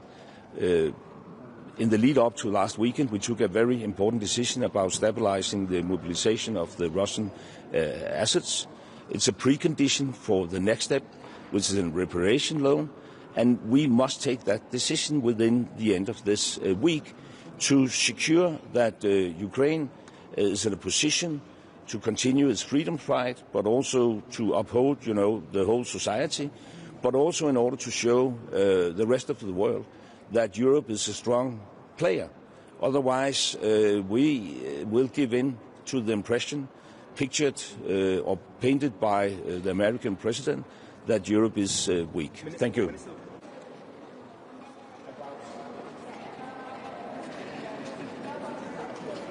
What are you expecting from the talks in Berlin today? I mean, these are the leaders of Europe that are going there. What are you expecting? And I mean, actually, can there be security guarantees from the EU that are equally high as the NATO securities? Well, from a Danish perspective, we would have preferred, a Ukrainian NATO membership. But if President Zelensky is ready to give up on that in order to compromise, I think we should accommodate that. And then we have to ensure, other kind of guarantees exactly as strong as an Article 5. And I can only talk on behalf of Denmark. We are ready to participate. I think on today's agenda, the most important thing is to continue the discussion about how to finance Ukraine in a midterm perspective in order to give them a position of strength and in order to secure that they can uphold their own society. We took a very important decision in the lead up to the weekend by stabilizing the immobilization of the Russian asset. And before the end of this week, we need to take the final step. I would say it's crunch time for Europe and Ukraine. We need to take this decision in order to secure the Ukrainian economy, but also in order to send a signal to the rest of the world, which will include the White House in D.C., that Europe is a strong geopolitical player. If we don't do that, we will give in on the new picture painted by him that Europe is weak. Thank you.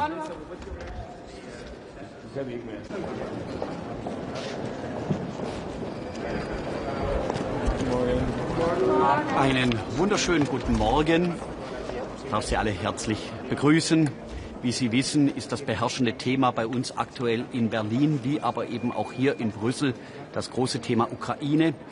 Es geht um die Bemühungen, den Krieg zu beenden.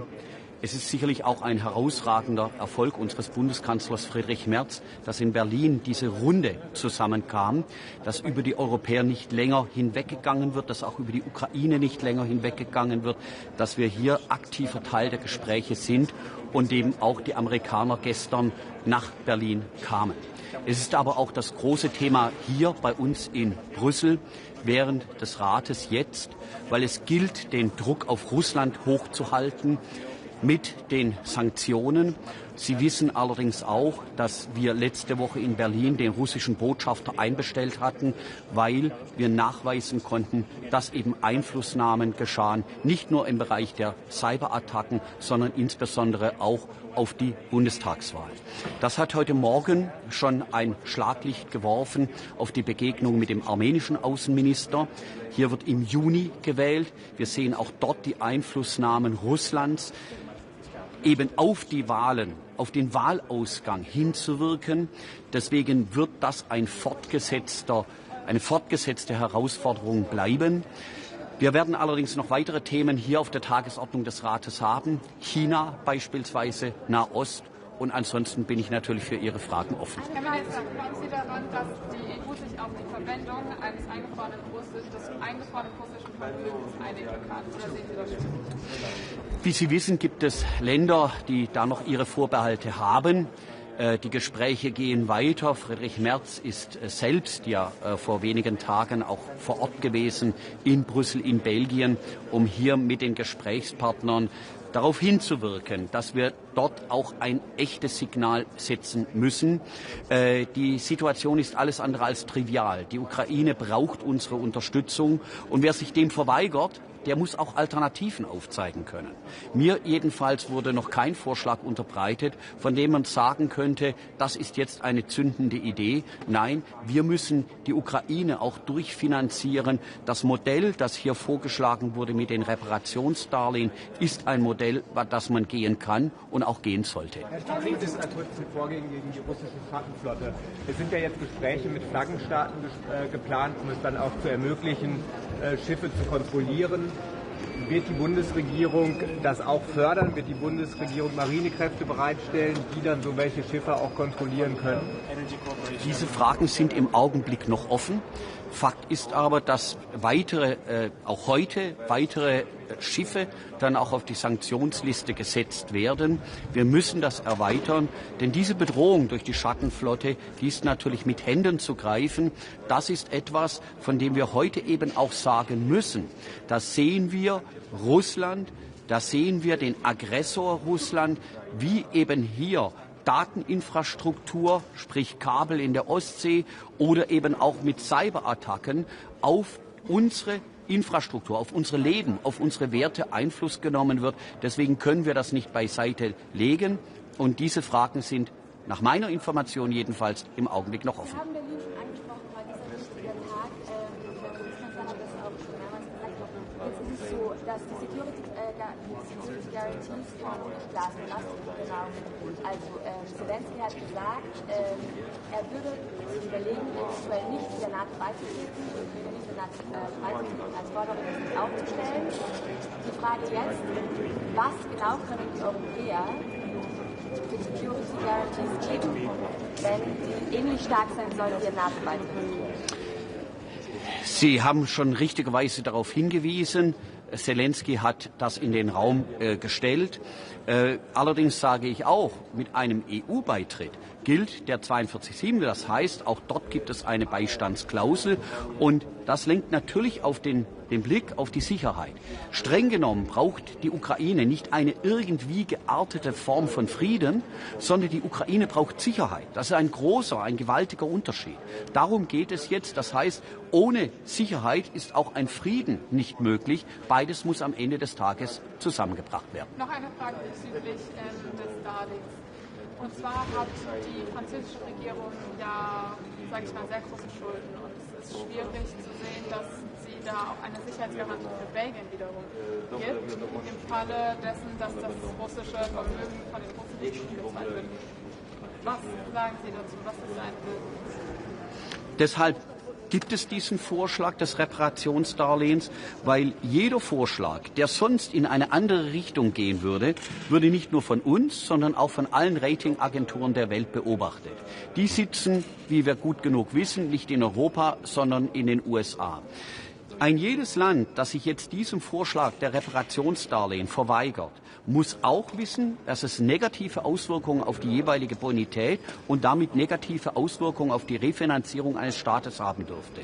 Denn die Zinsen würden dann nach oben gehen und damit beißt sich dann die Katze in den Schwanz, wenn tatsächlich hier nationale Mitgliedstaaten Haushaltseinsparungen durchführen, die aber auf der anderen Seite durch höhere Zinsen bei der Refinanzierung eines Staates wieder aufgefressen werden. Herzlichen Dank.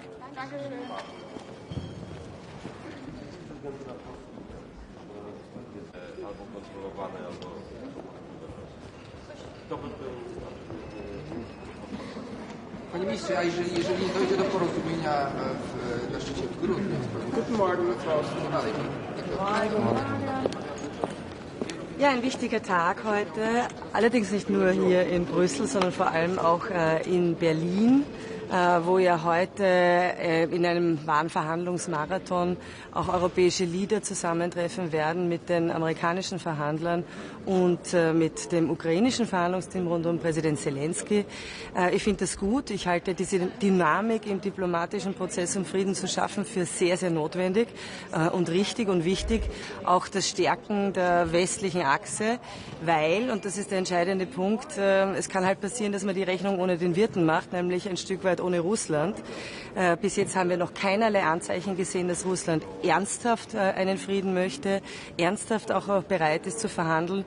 Und deshalb wird es jetzt heute hier in Brüssel schon auch wieder darum gehen, weiter den Druck auf Russland zu erhöhen, damit Russland gezwungen ist, an den Verhandlungstisch zu kommen. Aber wie gesagt, diesen Prozess halte ich für richtig. Und ich würde gerne an der Stelle etwas sagen, weil immer wieder von manchen, von Ungarn, aber bei uns auch von der FPÖ, so dieses Bild gezeichnet wird, die kriegstreiberische Europäische Union versus die Friedenstauben, die da in Ungarn sitzen, oder die FPÖ oder die AfD. Ich halte das für grotesk und absurd. Und ich sage das gerne auch, warum. Weil wir ja sehen, dass ein Frieden nur dann möglich ist, wenn der Aggressor entsprechenden Druck verspürt, dass es sich nicht auszahlt. Alle sind bereit zu Frieden. Alle sind bereit zu verhandeln. Alle sind bereit, sich zusammenzusetzen auf einem Verhandlungstisch und diesen Krieg zu beenden, das Töten zu beenden. Nur einer nicht, Wladimir Putin und sein Russland. Das heißt, ich lasse mir das auch nicht länger gefallen. Wir müssen Stärke beweisen, Einigkeit beweisen, den Druck hochhalten auf Russland, damit wir einen Frieden schaffen. Damit wir diesen Frieden schaffen, braucht es weitere Sanktionen.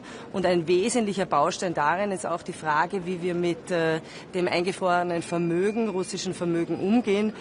Ich hoffe sehr, dass wir die Woche eine Einigung bekommen werden, auch zur finanziellen Unterstützung der Ukraine. Ich kann Ihnen meinen Zugang sagen, den sage ich seit Monaten. Ich glaube, es ist erstens einmal den europäischen Steuerzahlern nicht zu erklären, dass sie für alles aufkommen müssen, was die Unterstützung der Ukraine angeht. Daher finde ich das Prinzip richtig und wichtig, den Aggressor zahlen zu lassen. Das halte ich für einen ganz wichtigen Punkt darin. Und der zweite wichtige Punkt ist natürlich auch, dass durch diese dauerhafte Einfrieren der Vermögen, es ist keine Konfiskation, aber ein Einfrieren, auch sichergestellt ist, dass wir einen Hebel haben in Verhandlungen mit Russland. Das heißt, das stärkt uns. Ich hoffe auf eine Einigkeit hier in den kommenden Tagen. Das hielte ich für sehr, sehr wichtig. Vielleicht ein Punkt auch zum Nahen Osten, weil das heute auch ein Thema wird, und ich weiß jetzt nicht, ob das noch immer aktuell ist. Es war ja gestern am Abend auch die Rede davon, dass Witkoff und Kushner zugeschaltet werden zu diesem Punkt. Ich glaube, es ist wichtig, dass wir hier als Europäische Union in der Unterstützung des Friedensplans jetzt eine Geschlossenheit zeigen und auch Entschlossenheit zeigen. Das betrifft die Anpassung der Formate, also der Mandate, der polizeilichen Mission, der zivilen Mission, aber auch als größte Donorgruppe, die mit Abstand Region der Welt, die am stärksten humanitäre Hilfe gewährleistet hat, jetzt wirklich sicherstellen, dass dieser politische Prozess vorangetrieben wird. Was tun wir als Österreich? Wir wollen diese Woche im Ministerrat auch einen Beschluss auf Schiene bringen, sodass wir einen rechtlichen Rahmen haben für die Beteiligung an den Missionen dort. Es sind derzeit jetzt schon 2 Mitarbeiter meines Hauses beim CMCC, aber um eben rasch dann die Möglichkeit zu haben, auch wirklich zu unterstützen, und das wollen wir diese Woche im Ministerrat einen entsprechenden rechtlichen Rahmen auf Schiene bringen. Und eigentlich wollte ich es am Beginn sagen, ich sage es jetzt auch am Schluss, was mir schon auch wichtig ist, ist heute noch einmal Australien mein tiefes Mitgefühl auszudrücken, auch meine Solidarität mit der australischen Regierung. Dieser barbarische Terrorangriff auf eine Chanukka-Feier am Bondi Beach in Sydney ist inakzeptabel, und es zeigt einmal mehr, dass wir hier auch als westliche Demokratien, als offene Gesellschaften entschlossen Antisemitismus bekämpfen müssen, noch viel, viel stärker, als wir das bis jetzt gemacht haben, aber auch entschlossen zusammenstehen, wenn es darum geht, keine Millimeter diesem Terror zu weichen. Frau Bundesministerin, der finnische Präsident hat etwas aufhören lassen, weil er gesagt hat, er glaubt, wir sind so nah an einem Deal in der Ukraine wie selbst also Kriegsbeginn nicht. Sind Sie da auch so optimistisch? Ich hoffe es. Jeder hofft es, glaube ich, dass es jetzt wirklich zu Frieden kommen kann und das Töten beendet wird. Ich halte es einmal für wichtig, dass Europa jetzt am Tisch sitzt, gemeinsam mit den Amerikanern, gemeinsam mit der Ukraine. Aber ich wiederhole gerne, was ich vorher gesagt habe. It takes two to tango. Es braucht auch Russland mit ernsthafter Bereitschaft, in Verhandlungen einzutreten. Und ich bin nach wie vor der Meinung, man kann nicht untertags so tun, als wäre man für für Frieden und für Verhandlungen bereit und Nacht für Nacht für Nacht Zivilisten töten, zivile Infrastruktur beschädigen, Energieinfrastruktur beschädigen etc. Also wir brauchen hier einerseits den Druck auf Russland, andererseits aber auch einen guten, soliden politischen, diplomatischen Plan. Und die westliche Geschlossenheit halte ich für ganz zentral da drin. Und kann man diesen Deal, Gebietsabtretungen auf der einen Seite gegen Sicherheitsgarantien auf der anderen, kann man den so überhaupt machen? Weil vorhin hat hier Kaja Kallas gesagt, Gebietsabtretungen sind mehr oder weniger nie eine Lösung, weil wenn man Gebiete abtritt, wird Putin einfach wieder angreifen. Grundsätzlich ist die Frage, was akzeptabel ist, insbesondere für die Ukraine, eine Angelegenheit der Ukraine. Es ist ausschließlich die Ukraine, die darüber entscheidet, zu welchen Zugeständnissen sie bereit ist. Ich glaube, das würden wir in Österreich auch nicht gutieren, wenn uns andere ausrichten sollen, wir sollen das Burgenland oder die Steiermark einfach abtreten. Für Europa, damit auch für uns in Österreich, ist aber die Frage der Sicherheitsgarantien sehr relevant. Warum? Weil wir in keiner Welt leben wollen, in der ein Aggressor belohnt wird, in der Russland merkt, es kann mit militärischer Aggression politische Interessen, auch Gebietsinteressen wieder durchsetzen. Das heißt, diese Sicherheitsgarantien sind nicht nur für die Ukraine zentral, sondern auch für uns in Europa, weil wir hören Tag für Tag die Bedrohungen, die kommen von russischer Seite in Richtung Europa. Und wir sind ja auch schon lange Ziel von Angriffen, von hybriden Angriffen. Ich gebe Ihnen ein Beispiel, weil ich das auch so bezeichnend finde, wie bei uns versucht wird, die Öffentlichkeit zu manipulieren. Sie haben immer wieder in den vor allem ersten Wochen des Kriegs diese Geschichte gehabt, ja, Russland muss da jetzt einmarschieren, weil das sind ja ukrainische Nazis und man muss gegen diese Nazis in der Ukraine vorgehen.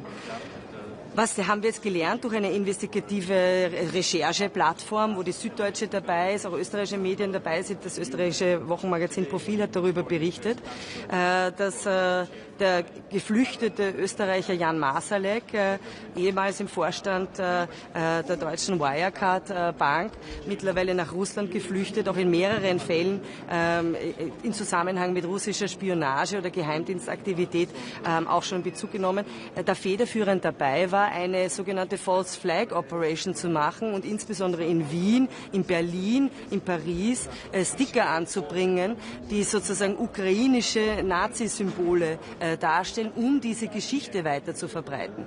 Das heißt, dieser russische Versuch, unsere Gesellschaften zu spalten, zu manipulieren, und das ist Teil einer hybriden Kriegsführung, das ist nicht neu und das passiert Jahr für Jahr, Tag für Tag. Das heißt, es geht hier auch um unsere Sicherheit, um unsere Freiheit, um unsere Demokratien. Und daher haben wir auch ein Interesse daran, dass es starke Sicherheitszusagen oder Garantien gibt. Wir werden das heute auch hier besprechen. Ich glaube, in Europa müssen wir vor allem das sehr holistisch denken. Da zählen auch viel weitere Fragen dazu. Politische Fragen, die Frage eines starken ukrainischen Militärs und vielleicht auch die Zusammenarbeit, natürlich der Weg in die EU und auch die Energiesicherheit. Also ich glaube, zunächst ist einmal die beste Sicherheitsgarantie eine starke, souveräne Ukraine mit einem entsprechenden Heer, das verteidigungsfähig ist. Aber Österreich unterstützt den Weg der Ukraine in die Europäische Union aus mehreren Gründen. Ja, weil ich glaube, dass es unseren Raum der Sicherheit erweitert. Es ist also eine geopolitische Frage und eine sicherheitspolitische Frage. Aber auch, weil Österreich einer der größten Investoren war vor dem Krieg, auch nach wie vor viele österreichische Unternehmen in der Ukraine tätig sind, wir auch ganz aktiv beim Wiederaufbau helfen wollen. Das heißt, der Reformprozess, den die Ukraine ja machen muss, auf diesem Weg in die Europäische Union.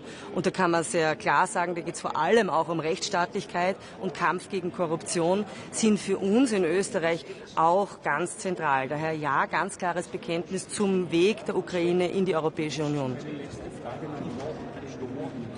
Was passiert, also wie schätzen Sie das ein, wird dieser Kritik an die Ukraine kommen auf Basis der Russian Social Assets und was passiert vor allem, wenn er nicht kommt? Also es sind mehrere Optionen am Tisch gelegen. Diese Option ist die realistischste und vor allem auch eine Option, die sicherstellt, dass nicht die europäischen Steuerzahler dafür aufkommen.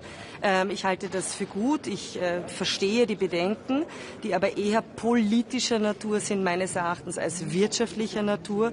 Und daher appelliere ich, das ist jetzt eine Chance, eine Entschlossenheit zu zeigen, eine Geschlossenheit zu zeigen, auch dass wir uns nicht weiter lähmen lassen von denen, die die ganze Zeit Putins Geschäft in Europa machen, wie zum Beispiel Ungarn, und diesen Weg vorangehen. Wir konfiszieren kein Vermögen, es ist eingefroren, aber auf dieser Basis können wir die Ukraine unterstützen und das halte ich für wichtig und richtig.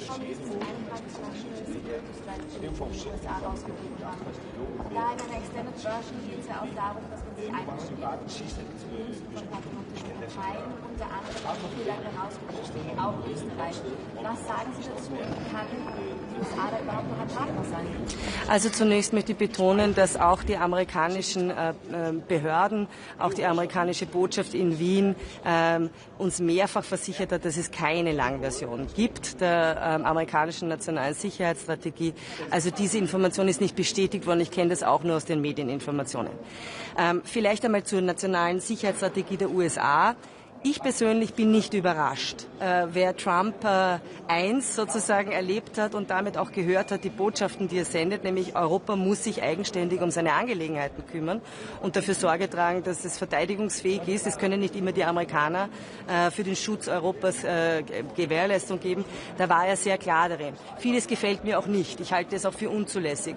Weder sind wir derzeit im wirtschaftlichen Niedergang, noch sehe ich irgendeine Gefahr, dass unser europäisches Lebensmodell, und das ist das Beste der Welt, mit Demokratie, offener Gesellschaft, Rechtsstaatlichkeit, ja, und aber auch Wettbewerbsfähigkeit und starken Marktwirtschaften in irgendeiner Weise gefährdet ist, und da werden wir auch nicht weichen. Aber es ist keine Überraschung, Europa muss sich auf die eigenen Füße stellen.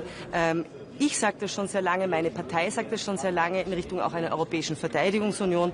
Aber ein wesentlicher Aspekt ist natürlich auch die Stärkung der Wettbewerbsfähigkeit, die Vollendung des Binnenmarkts. Also alles, was uns in dieser Welt wirtschaftlich stärker werden lässt, wieder wirtschaftlich stärker werden lässt, begrüße ich, halte ich auch für wichtig.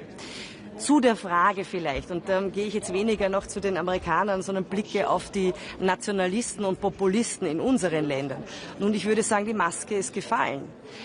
Sie müssen sich die Frage gefallen lassen, ob Sie eigentlich die Interessen Europas vertreten, ob Sie eigentlich die Interessen Österreichs vertreten, ob Sie wirklich sich den Titel Patrioten anheften lassen dürfen. Ich meine nicht, weil wenn man eigentlich gemeinsame Sache machen möchte mit all denen, die rund um Europa herum nur ein Ziel haben, nämlich die EU zu zerstören, damit die EU zu schwächen, uns schwach zu halten, uns klein zu halten, damit man dann sein machtpolitisches, geopolitisches Spiel weiterspielen kann, dann kann man sich nicht Patriot nennen. Und das ist jetzt eine ganz klare Botschaft in Richtung der FPÖ. Das ist nicht Patriotismus, das ist alles andere als Patriotismus. Ich würde mal sagen, das verrät unsere Werte, unsere Freiheit, unsere Demokratien, aber die Maske ist gefallen.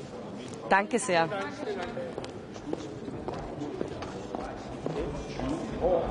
Lätt tyder ju ändå på att signalen kommer att fortsatt vara klar.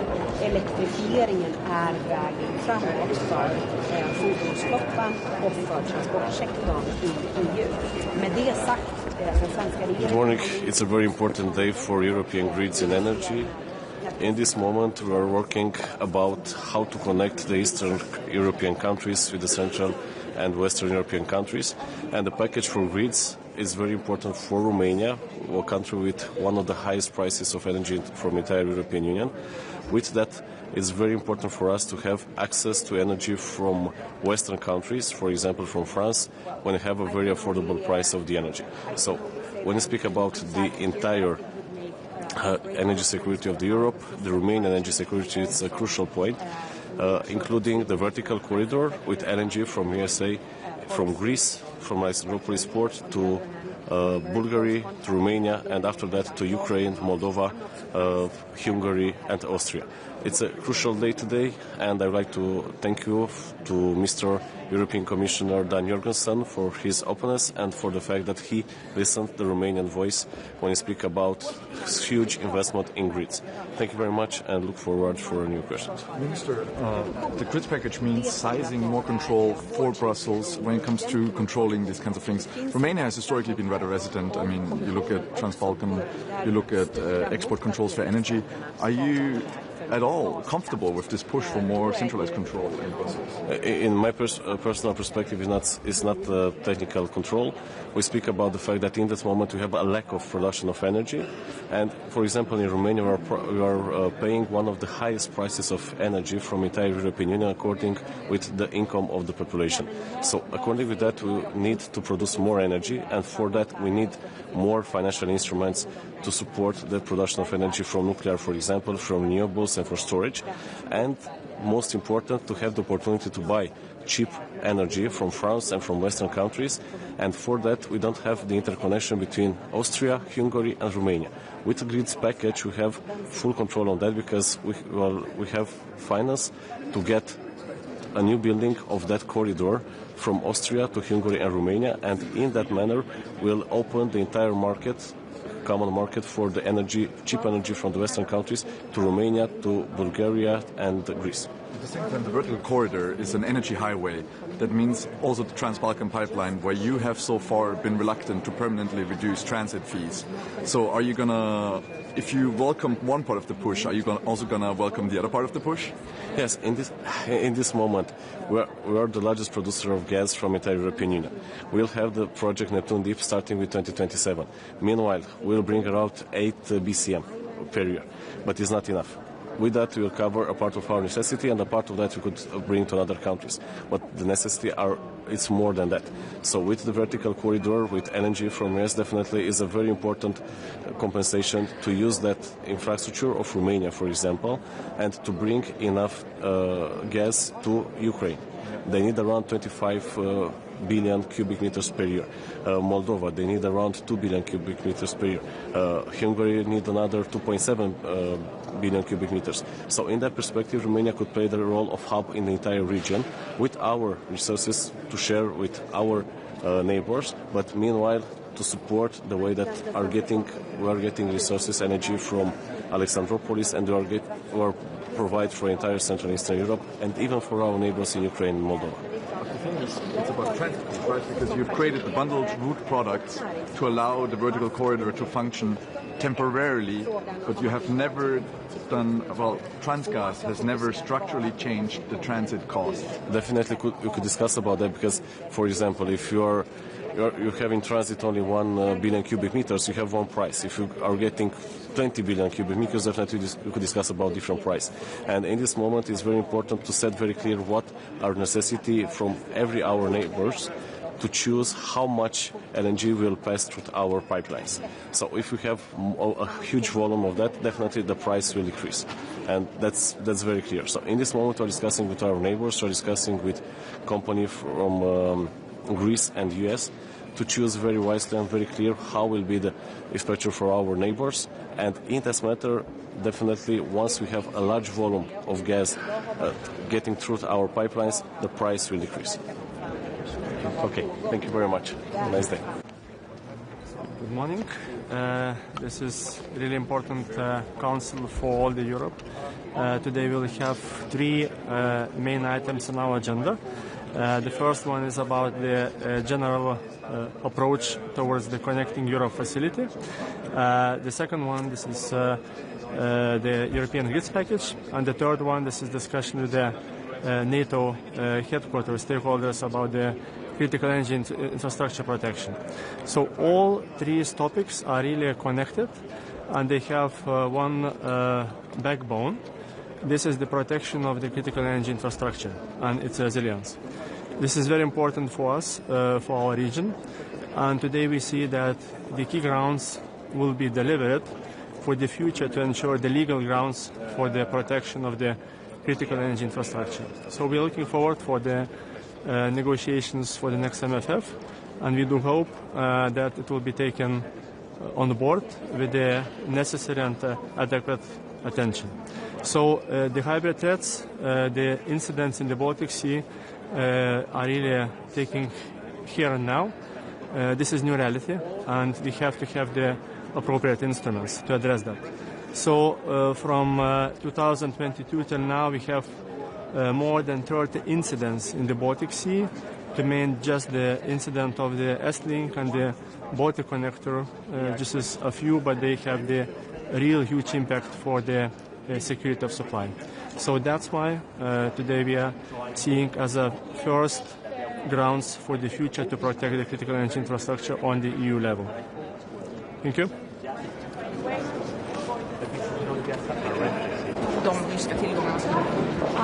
Taryba matė šiek tiek kitaip, koks yra tas galutinis sutarimas, kai kalbame apie rusiškos energetikos atsisakymą? Tai galutinis sutarimas yra būtent atsižvelgta buvo ir į Europos parlamento poziciją. Mes be abejo rėmėme tokią ankstesnį atsisakymą tiek dujų iš Rusijos teikiamų vamzdynais, tiek SGD forma.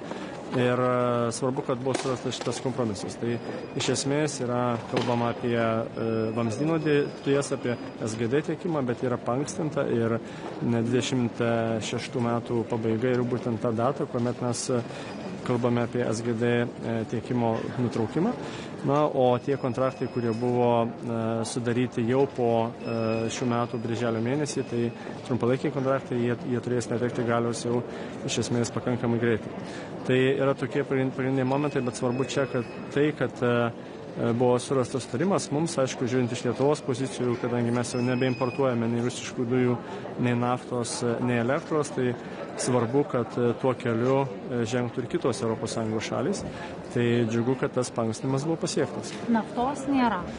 Naftos kol kas nėra, bet šitas klausimas taip pat sulaukė dėmesio ir buvo pasiektas toks kompromisas, kad Europos komisija parengs atskirą paketą dėl rusiškos naftos atsisakymo. Ir šiuo klausimu bus pradedama dirbti jau nuo 26 metų pradžios.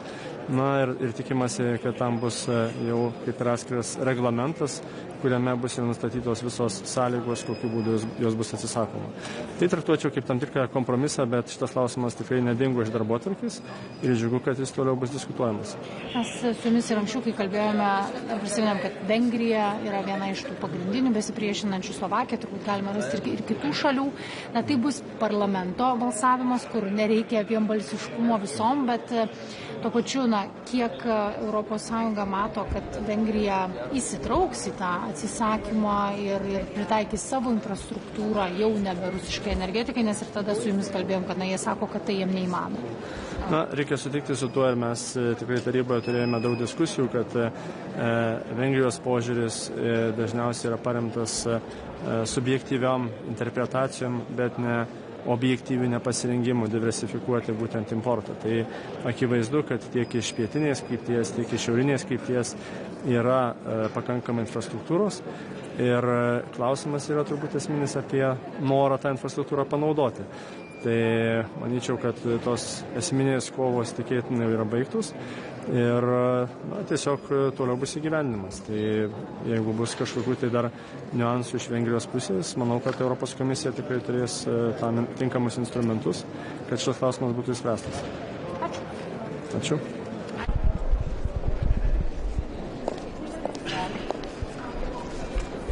Good morning. This week, the EU needs to show strength. We did that last week when we decided to keep the Russian assets frozen long term. Now is the time to take the next step. Last time I stood here, I brought a graph showing that the EU has spent more money buying Russian goods than on supporting Ukraine. This must change, and the way to do that is to decide on the reparations loan.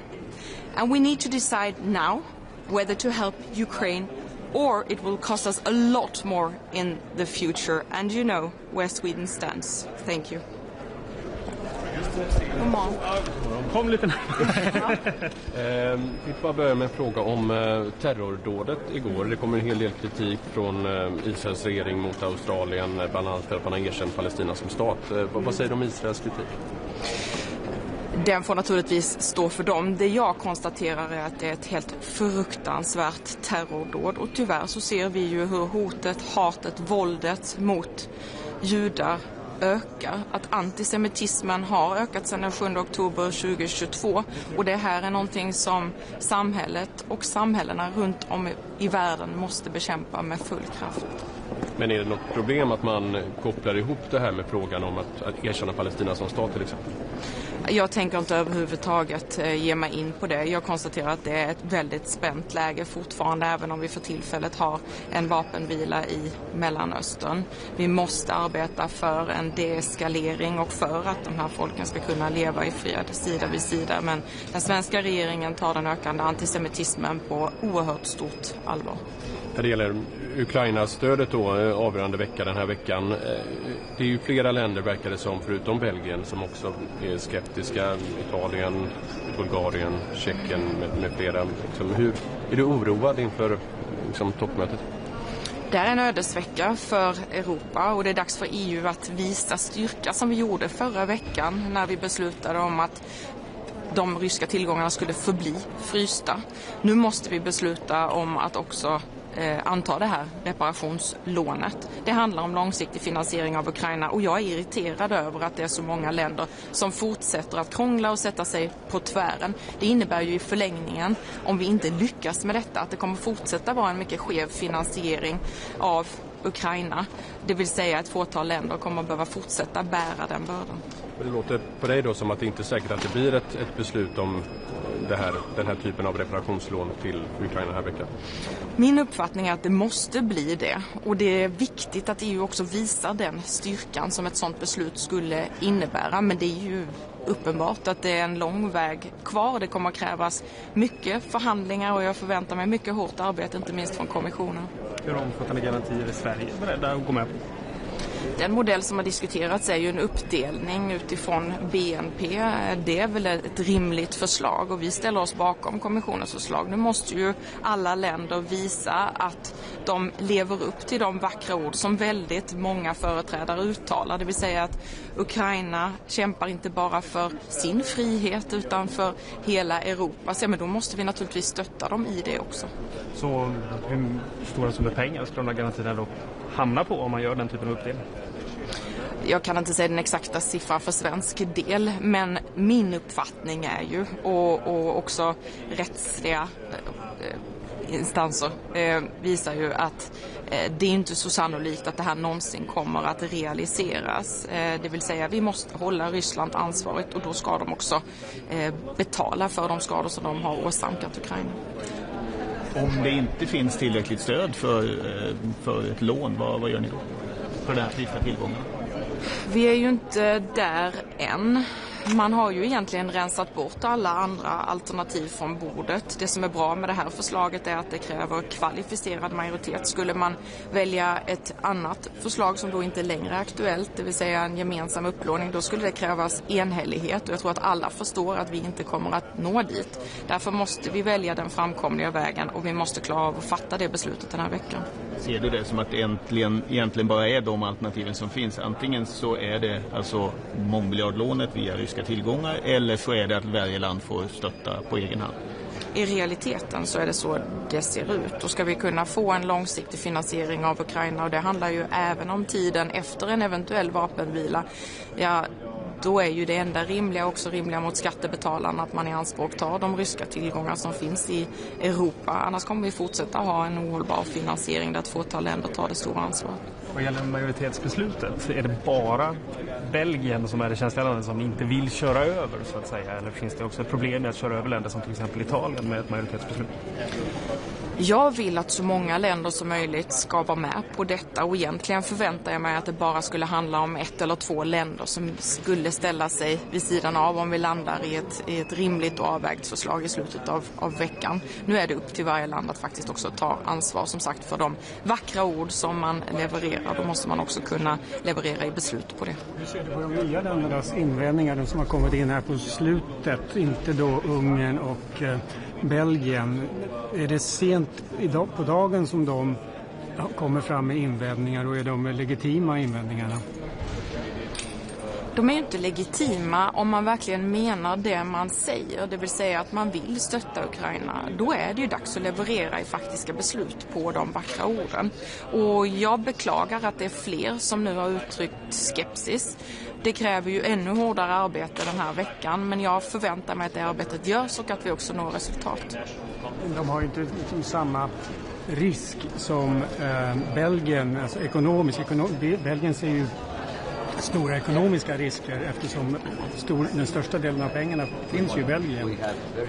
De andra länders invändningar,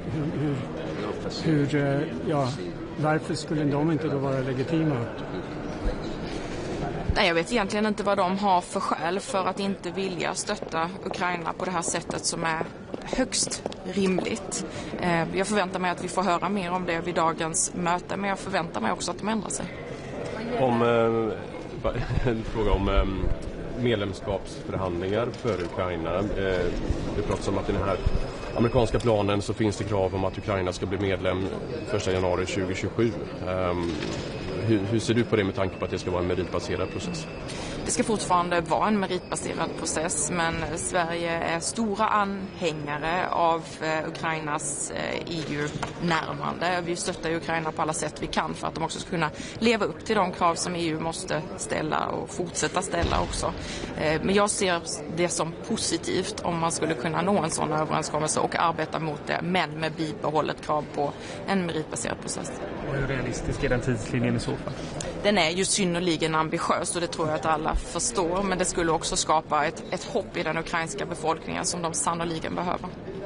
Vad gäller förslaget om användning av ryska tillgångar, hur trygg känner du dig i att det i slutändan inte kommer vara en miljardnota för de europeiska skattebetalarna och för de svenska? Jag känner mig trygg med att vi är många länder som ställer krav på att Ryssland ska betala för de skador som de har åsamkat Ukraina, och då skulle det innebära att sådana garantier som diskuteras inte skulle behöva realiseras. Om de skulle göra det så skulle de delas på fler länder än som idag i praktiken finansierar Ukraina. Det vill säga, jag tror att det skulle bli en mindre börda för svenska skattebetalare. Tack. Tack.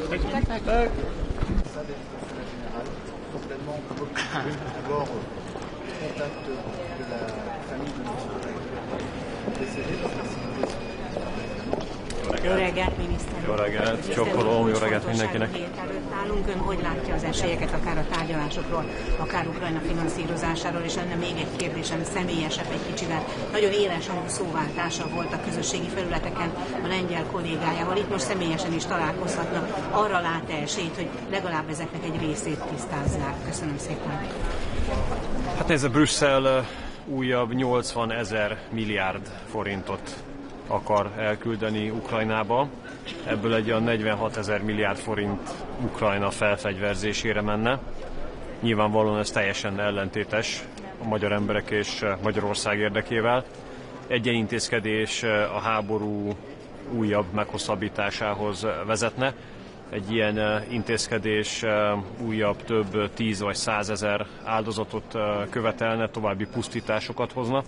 Ráadásul az a tény, hogy az Európai Unió a saját szabályait nevetségessé téve egyébként az orosz vagyon lefoglalásából akarja előteremteni ezt a 80 000 milliárd forintot, ezzel egy olyan eszkalációs kockázatot okoz, amihez foghatót az elmúlt 2-3 évben nem nagyon láttunk.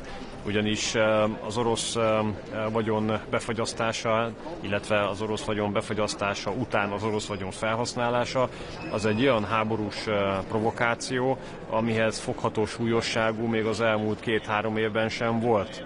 És a háború meghosszabbodásának az egyik legnagyobb kockázata éppen az, hogy a háború eszkalálódik, a háború tovább terjed Európa irányába, és ez egy olyan veszély, amit nem hozhatnak egyszerűen Európa fejére, úgyhogy a mai napon is itt az lesz a feladat, hogy világossá tegyük, hogy a háború eszkalációjának kockázata az elfogadhatatlan, egész egyszerűen azért, mert hogyha lesz egy Európa-Oroszország háború, azt nem fogja Európa túlélni. és ezért meg kell akadályozni egy ilyen háborúnak a kirobbanását. Ami Sikorszky kollégát illeti, hát nézze, ő háborúpárti, én békepárti vagyok. A lengyel kormány háborúpárti, a magyar kormány békepárti. Ebből fakad minden konfliktus, és mindaddig, amíg ők háborúpártiak, mi meg békepártiak vagyunk, addig nem nagyon látok megegyezésre lehetőséget. Minister, you previously announced a lawsuit against REPowerEU. How do you rate your chances that you will succeed in this lawsuit, and when will you file it? Well, actually, we have made a decision together with Slovakia that we are combining our efforts. The legal works have basically been completed. So once the decision is being announced officially, then we have the legal opportunity to file this lawsuit, and we're going to do it as soon as it is legally possible. We do believe that the European Union has broken its own regulations with this measure, given the fact that the Treaty of the European Union speaks very clearly about the fact that putting together a national energy mix is a national competence, which is now going to be, or would be, violated with REPower. Plus this measure goes totally against the own impact assessment of the European Commission. Plus this measure would put the energy security of Hungary at risk, and this is something that we cannot accept. Okay. Köszönjük szépen, jó munkát, viszontlátásra, csokolom.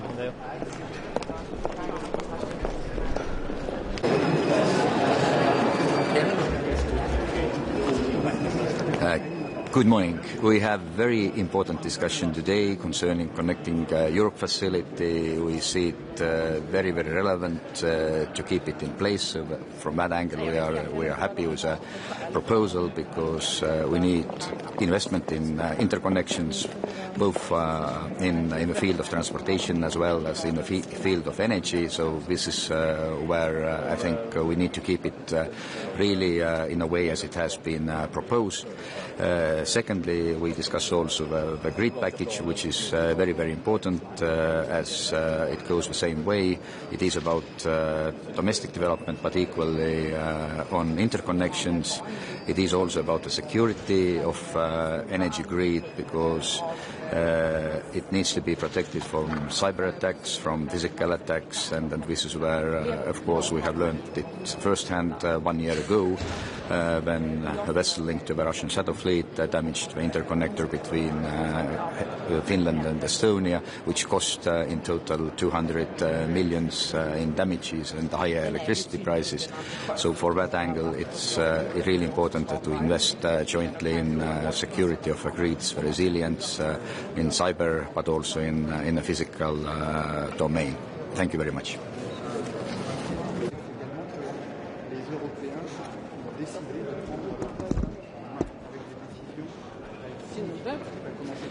Dzień dobry.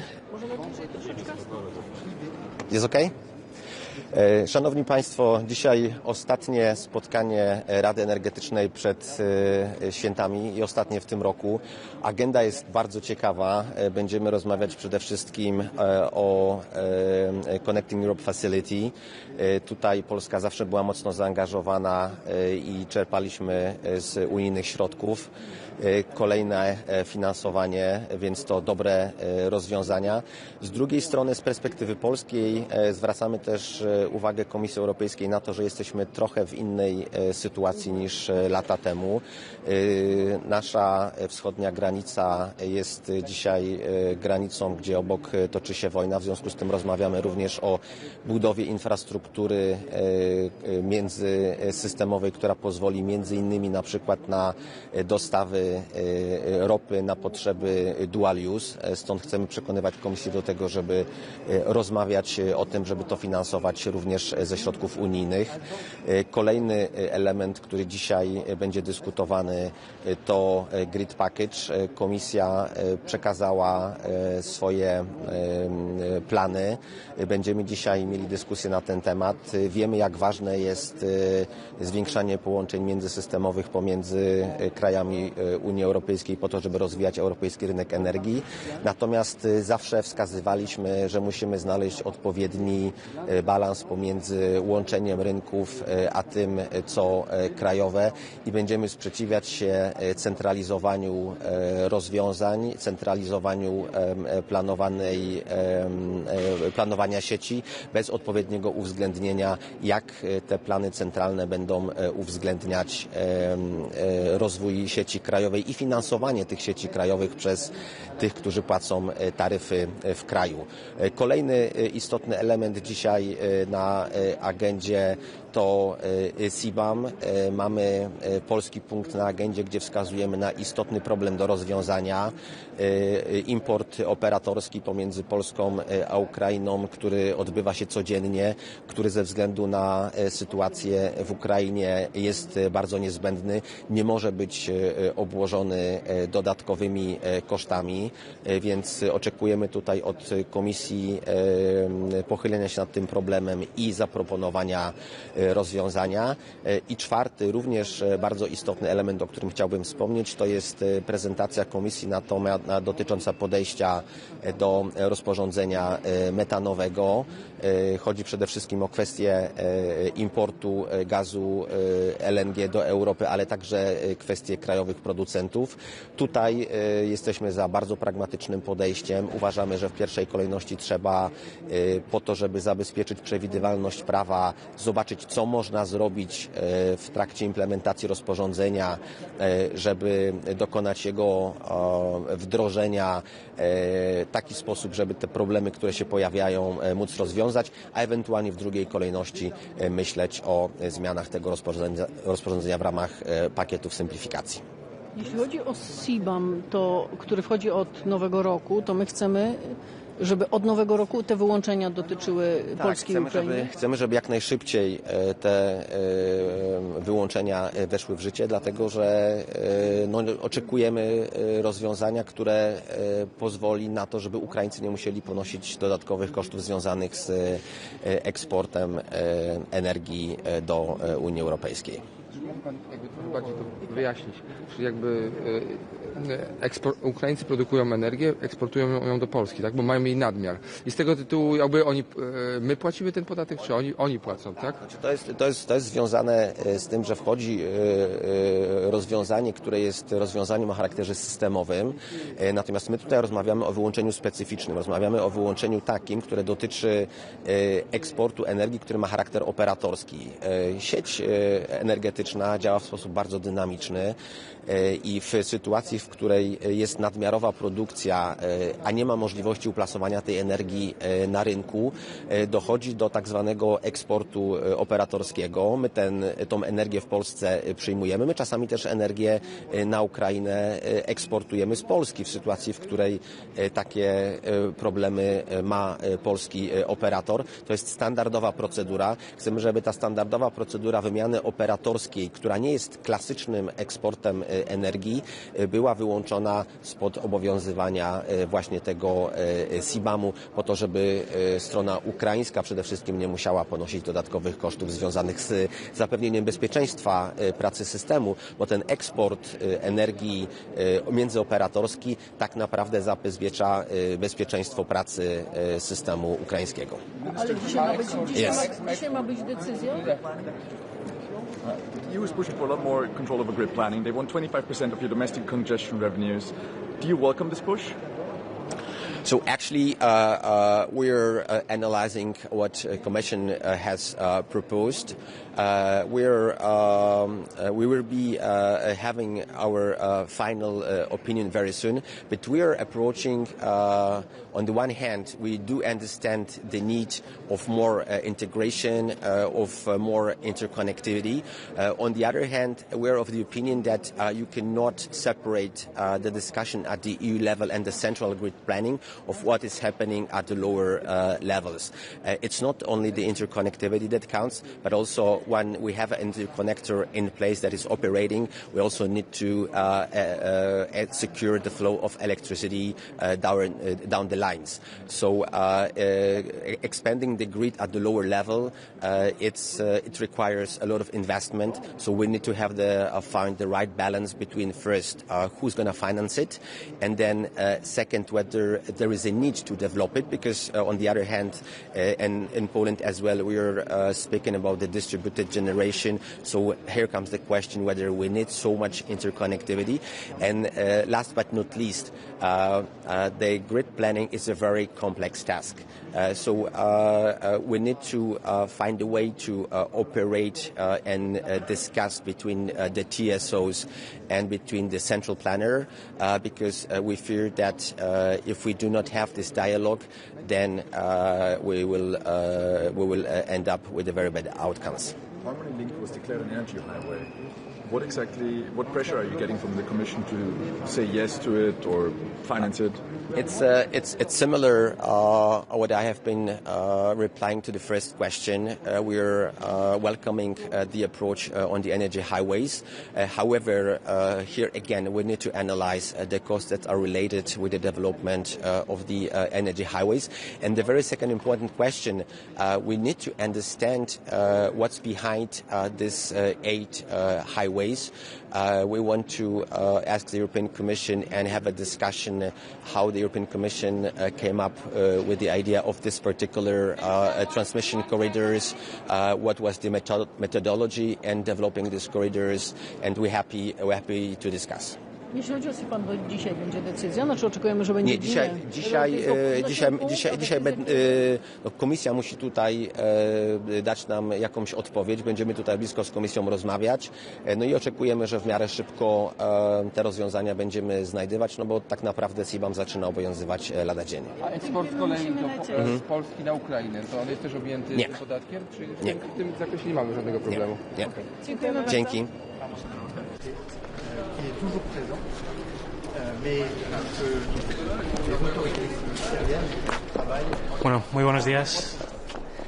Muy buenos días. Llegamos a un consejo que es muy importante para España porque aborda de lleno lo que viene siendo probablemente la máxima prioridad política para España en todo el debate energético europeo, que es la interconexión, la necesidad de un mercado interior realmente unificado, realmente interconectado. Y lo hacemos con 3 bloques, con 3 puntos del orden del día. Primero, el Grids Package, el paquete de redes que presentó la Comisión la semana pasada. En segundo lugar, con financiación, el Connecting Europe Facility, que esperamos que llegue hoy para orientación general, que se apruebe hoy en el Consejo. Y en tercer lugar, pidiendo un campo de juego equilibrado, un level playing field, en lo que tiene que ver con precios de la energía. Junto con Portugal y con Finlandia hemos pedido un punto en el orden del día para abordar una problemática sobre la competitividad de precios, que entendemos que no puede depender del margen fiscal de cada Estado miembro. Por comentar brevemente cada uno de los puntos, en el Grids Package, el paquete de redes, desde España celebramos la iniciativa de las Energy Highways, de las autovías energéticas. Celebramos además la inclusión de aquellos proyectos que permiten reducir el aislamiento energético de la península ibérica. Nuestro objetivo, nos marcamos como objetivo poder acordar cuanto antes, y en todo caso en el primer trimestre del 2026, la fecha de inicio de los trabajos de las 2 interconexiones transpirenaicas que ayudarán a mejorar la interconexión de la península con el resto de Europa. Celebramos también que hay una gobernanza más europea de las interconexiones, abandonando una relación mucho más bilateral que gobernaba hasta ahora las interconexiones. Y hay una cuestión que sí que nos preocupa, que tenemos que ver con más atención, en lo que tiene que ver con el permitting, con la tramitación de los proyectos. Nos preocupa que una aceleración de los permisos de las redes eléctricas vaya a pasar por una reducción de los estándares ambientales. Desde España defendemos que mantener las garantías ambientales y la participación ciudadana en la tramitación de los proyectos es imprescindible para contar con buenos proyectos. En segundo lugar, el Connecting Europe Facility, el mecanismo Conectar Europa. España viene a apoyar la propuesta de la Presidencia para aprobar la orientación general de este reglamento. Nos sentimos plenamente reflejados en un reglamento que multiplica por 5 la dotación presupuestaria del anterior periodo, que se centra en reducir el aislamiento energético, en eliminar cuellos de botella energéticos, especialmente, y esto es muy importante para nosotros, con una especial atención en lugares donde es necesario para acercarnos a ese 15% de interconexión. Como saben, España está muy por debajo de sus objetivos, está en torno al 3%, y tenemos mucho trabajo por delante para esa interconexión. El último punto, no solo es necesario interconexión física, sino que también es necesario un level playing field, un campo de juego equilibrado. Aquí distintas industrias, distintos agentes nos habían trasladado que hay una problemática donde hay distintos Estados miembros que apoyan en costes de energía, básicamente una subvención a los costes energéticos, que básicamente elimina las señales de precio, que distorsiona las señales de precio, que no reflejan los costes reales ni refleja la competitividad real entre Estados miembros, sino que genera una competencia artificial.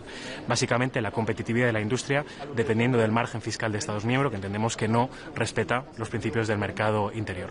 Lo que hemos pedido junto con Portugal y con Finlandia es un análisis de impacto de esas medidas. Son medidas concretas de coordinación y asegurar que esas medidas de apoyo sean acotadas y temporales, y sobre todo avanzar en medidas realmente estructurales para reducir los costes energéticos, como es avanzar en integración de renovables o interconexiones que permite aprovechar mejor los recursos energéticos allí donde estén. Como ven, agenda muy intensa pero muy importante para las prioridades políticas de España, y trabajaremos durante este Consejo y los meses que vienen para avanzar en estos objetivos. ¿Te parece suficiente el planteamiento de la Comisión en ese Grid Package, las palabras de Jorgensen de la semana pasada, para convencer a Francia, para superar las reticencias políticas de Francia? Porque también Jorgensen le daba la última palabra, al final el veto de Francia puede estar ahí igual. Queremos dar un voto de confianza a esta propuesta. Creemos que la Comisión Europea ha hecho una propuesta muy ambiciosa. El planteamiento de las autovías energéticas, de esos energy highways, como máxima prioridad política, normativa y financiera. Entendemos que es una herramienta para acelerar significativamente este planteamiento de interconexiones. Como he dicho, nuestro objetivo es que el primer trimestre, como muy tarde, del 2026, podamos acordar ya con la Comisión, con Francia y, por supuesto, con la participación de Portugal, la fecha de inicio de los trabajos de ambas interconexiones transpirenaicas. Vamos a trabajar en ese espíritu y confiamos en que la propuesta, con aquellas mejoras que se puedan incorporar, permitan esos avances.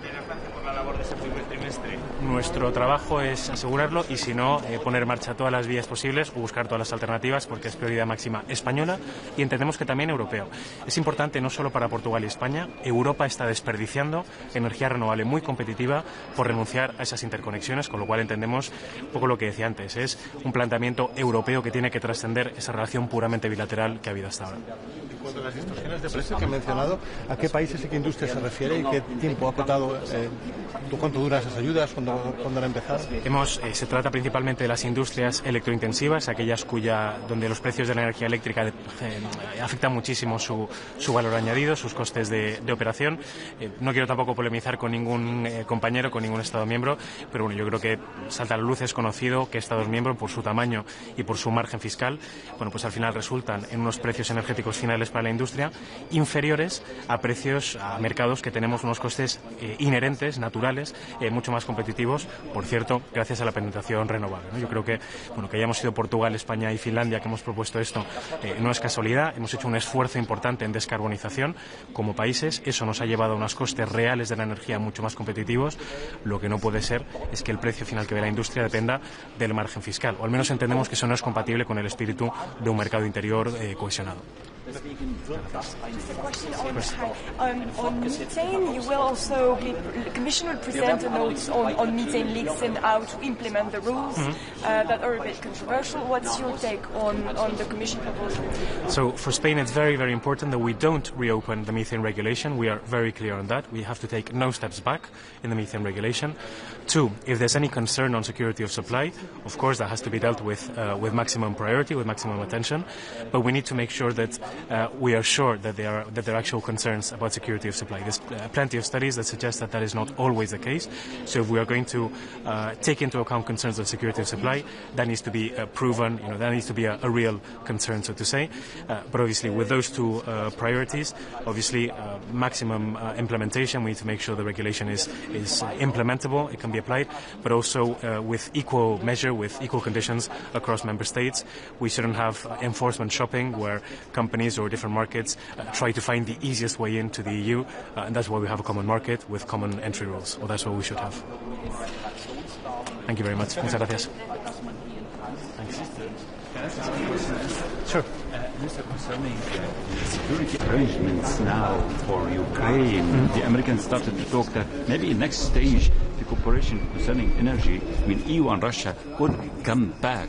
Do you see this as a possibility in the future? Energy cooperation, so the reduction of the energy dependence from Russia, as you know, has been a maximum priority. We have seen from the invasion of Ukraine, but actually even before, that having a high external energy dependence, in this case from an unreliable partner such as Russia, has made Europe very weak, very vulnerable. That is why Spain supported, for example, the Repower EU regulation. We supported the sanctions package to eliminate imports from Russia. And what we understand is that Europe will be able to stand on its own feet if we we are able to depend on our own resources, such as renewable energy. We think that that's always important, and in a context of conflict such as the Russian invasion of Ukraine, it's even more important, and it's something that's on our agenda all the time, also with our Ukrainian colleagues. Minister, is there any chance the EU would repeal the methane regulation? Spain will certainly stand for not touching, not opening and not repealing the methane regulation. I think market certainty and previsibility and anticipation is very, very important. If we start changing regulations just a few months or a few years in every time, there's no way to create a proper long-term pipeline of predictability. So Spain stands for maintaining the methane regulation as it stands, logically taking into account concerns of security of supply, which need to be carefully proven. We can't just claim there's a problem of security of supply if we don't actually have serious concerns about it. Thank you. Gracias.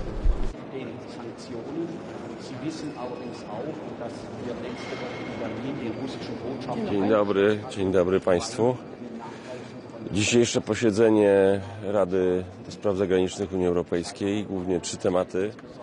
Oczywiście sytuacja w Ukrainie, Ukraina, która walczy z agresją Rosji, perspektywy rozejmu lub pokoju. Po drugie, sytuacja na Bliskim Wschodzie, zwłaszcza w strefie Gazy oraz w Syrii. I po trzecie, dyskusja na temat stosunku Unii Europejskiej do Chin.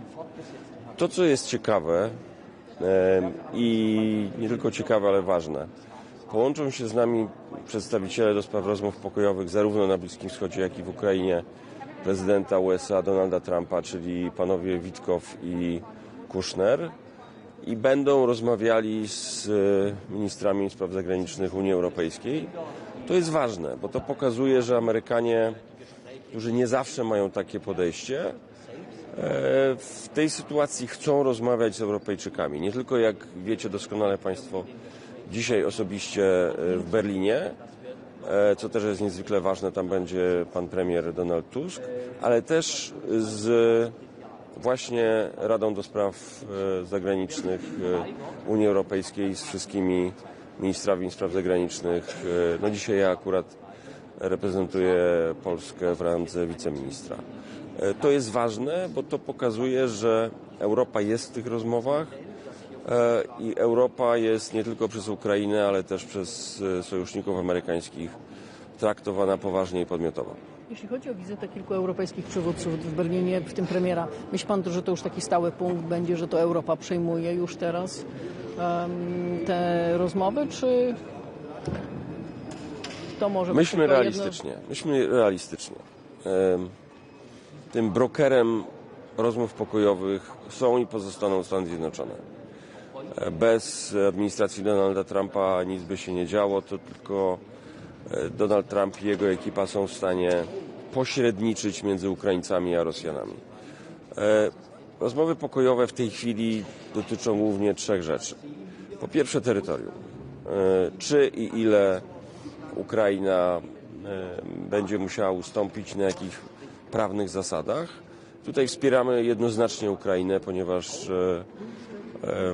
to Ukraina ewentualnie musi być gotowa na trudne decyzje w sprawie terytorium. Naszym zdaniem oczywiście agresor nie może być nagradzany, czyli nie może żaden plan rozejmu czy pokoju mówić o tym, że na trwałe Ukraina oddaje swoje suwerenne terytorium Rosji.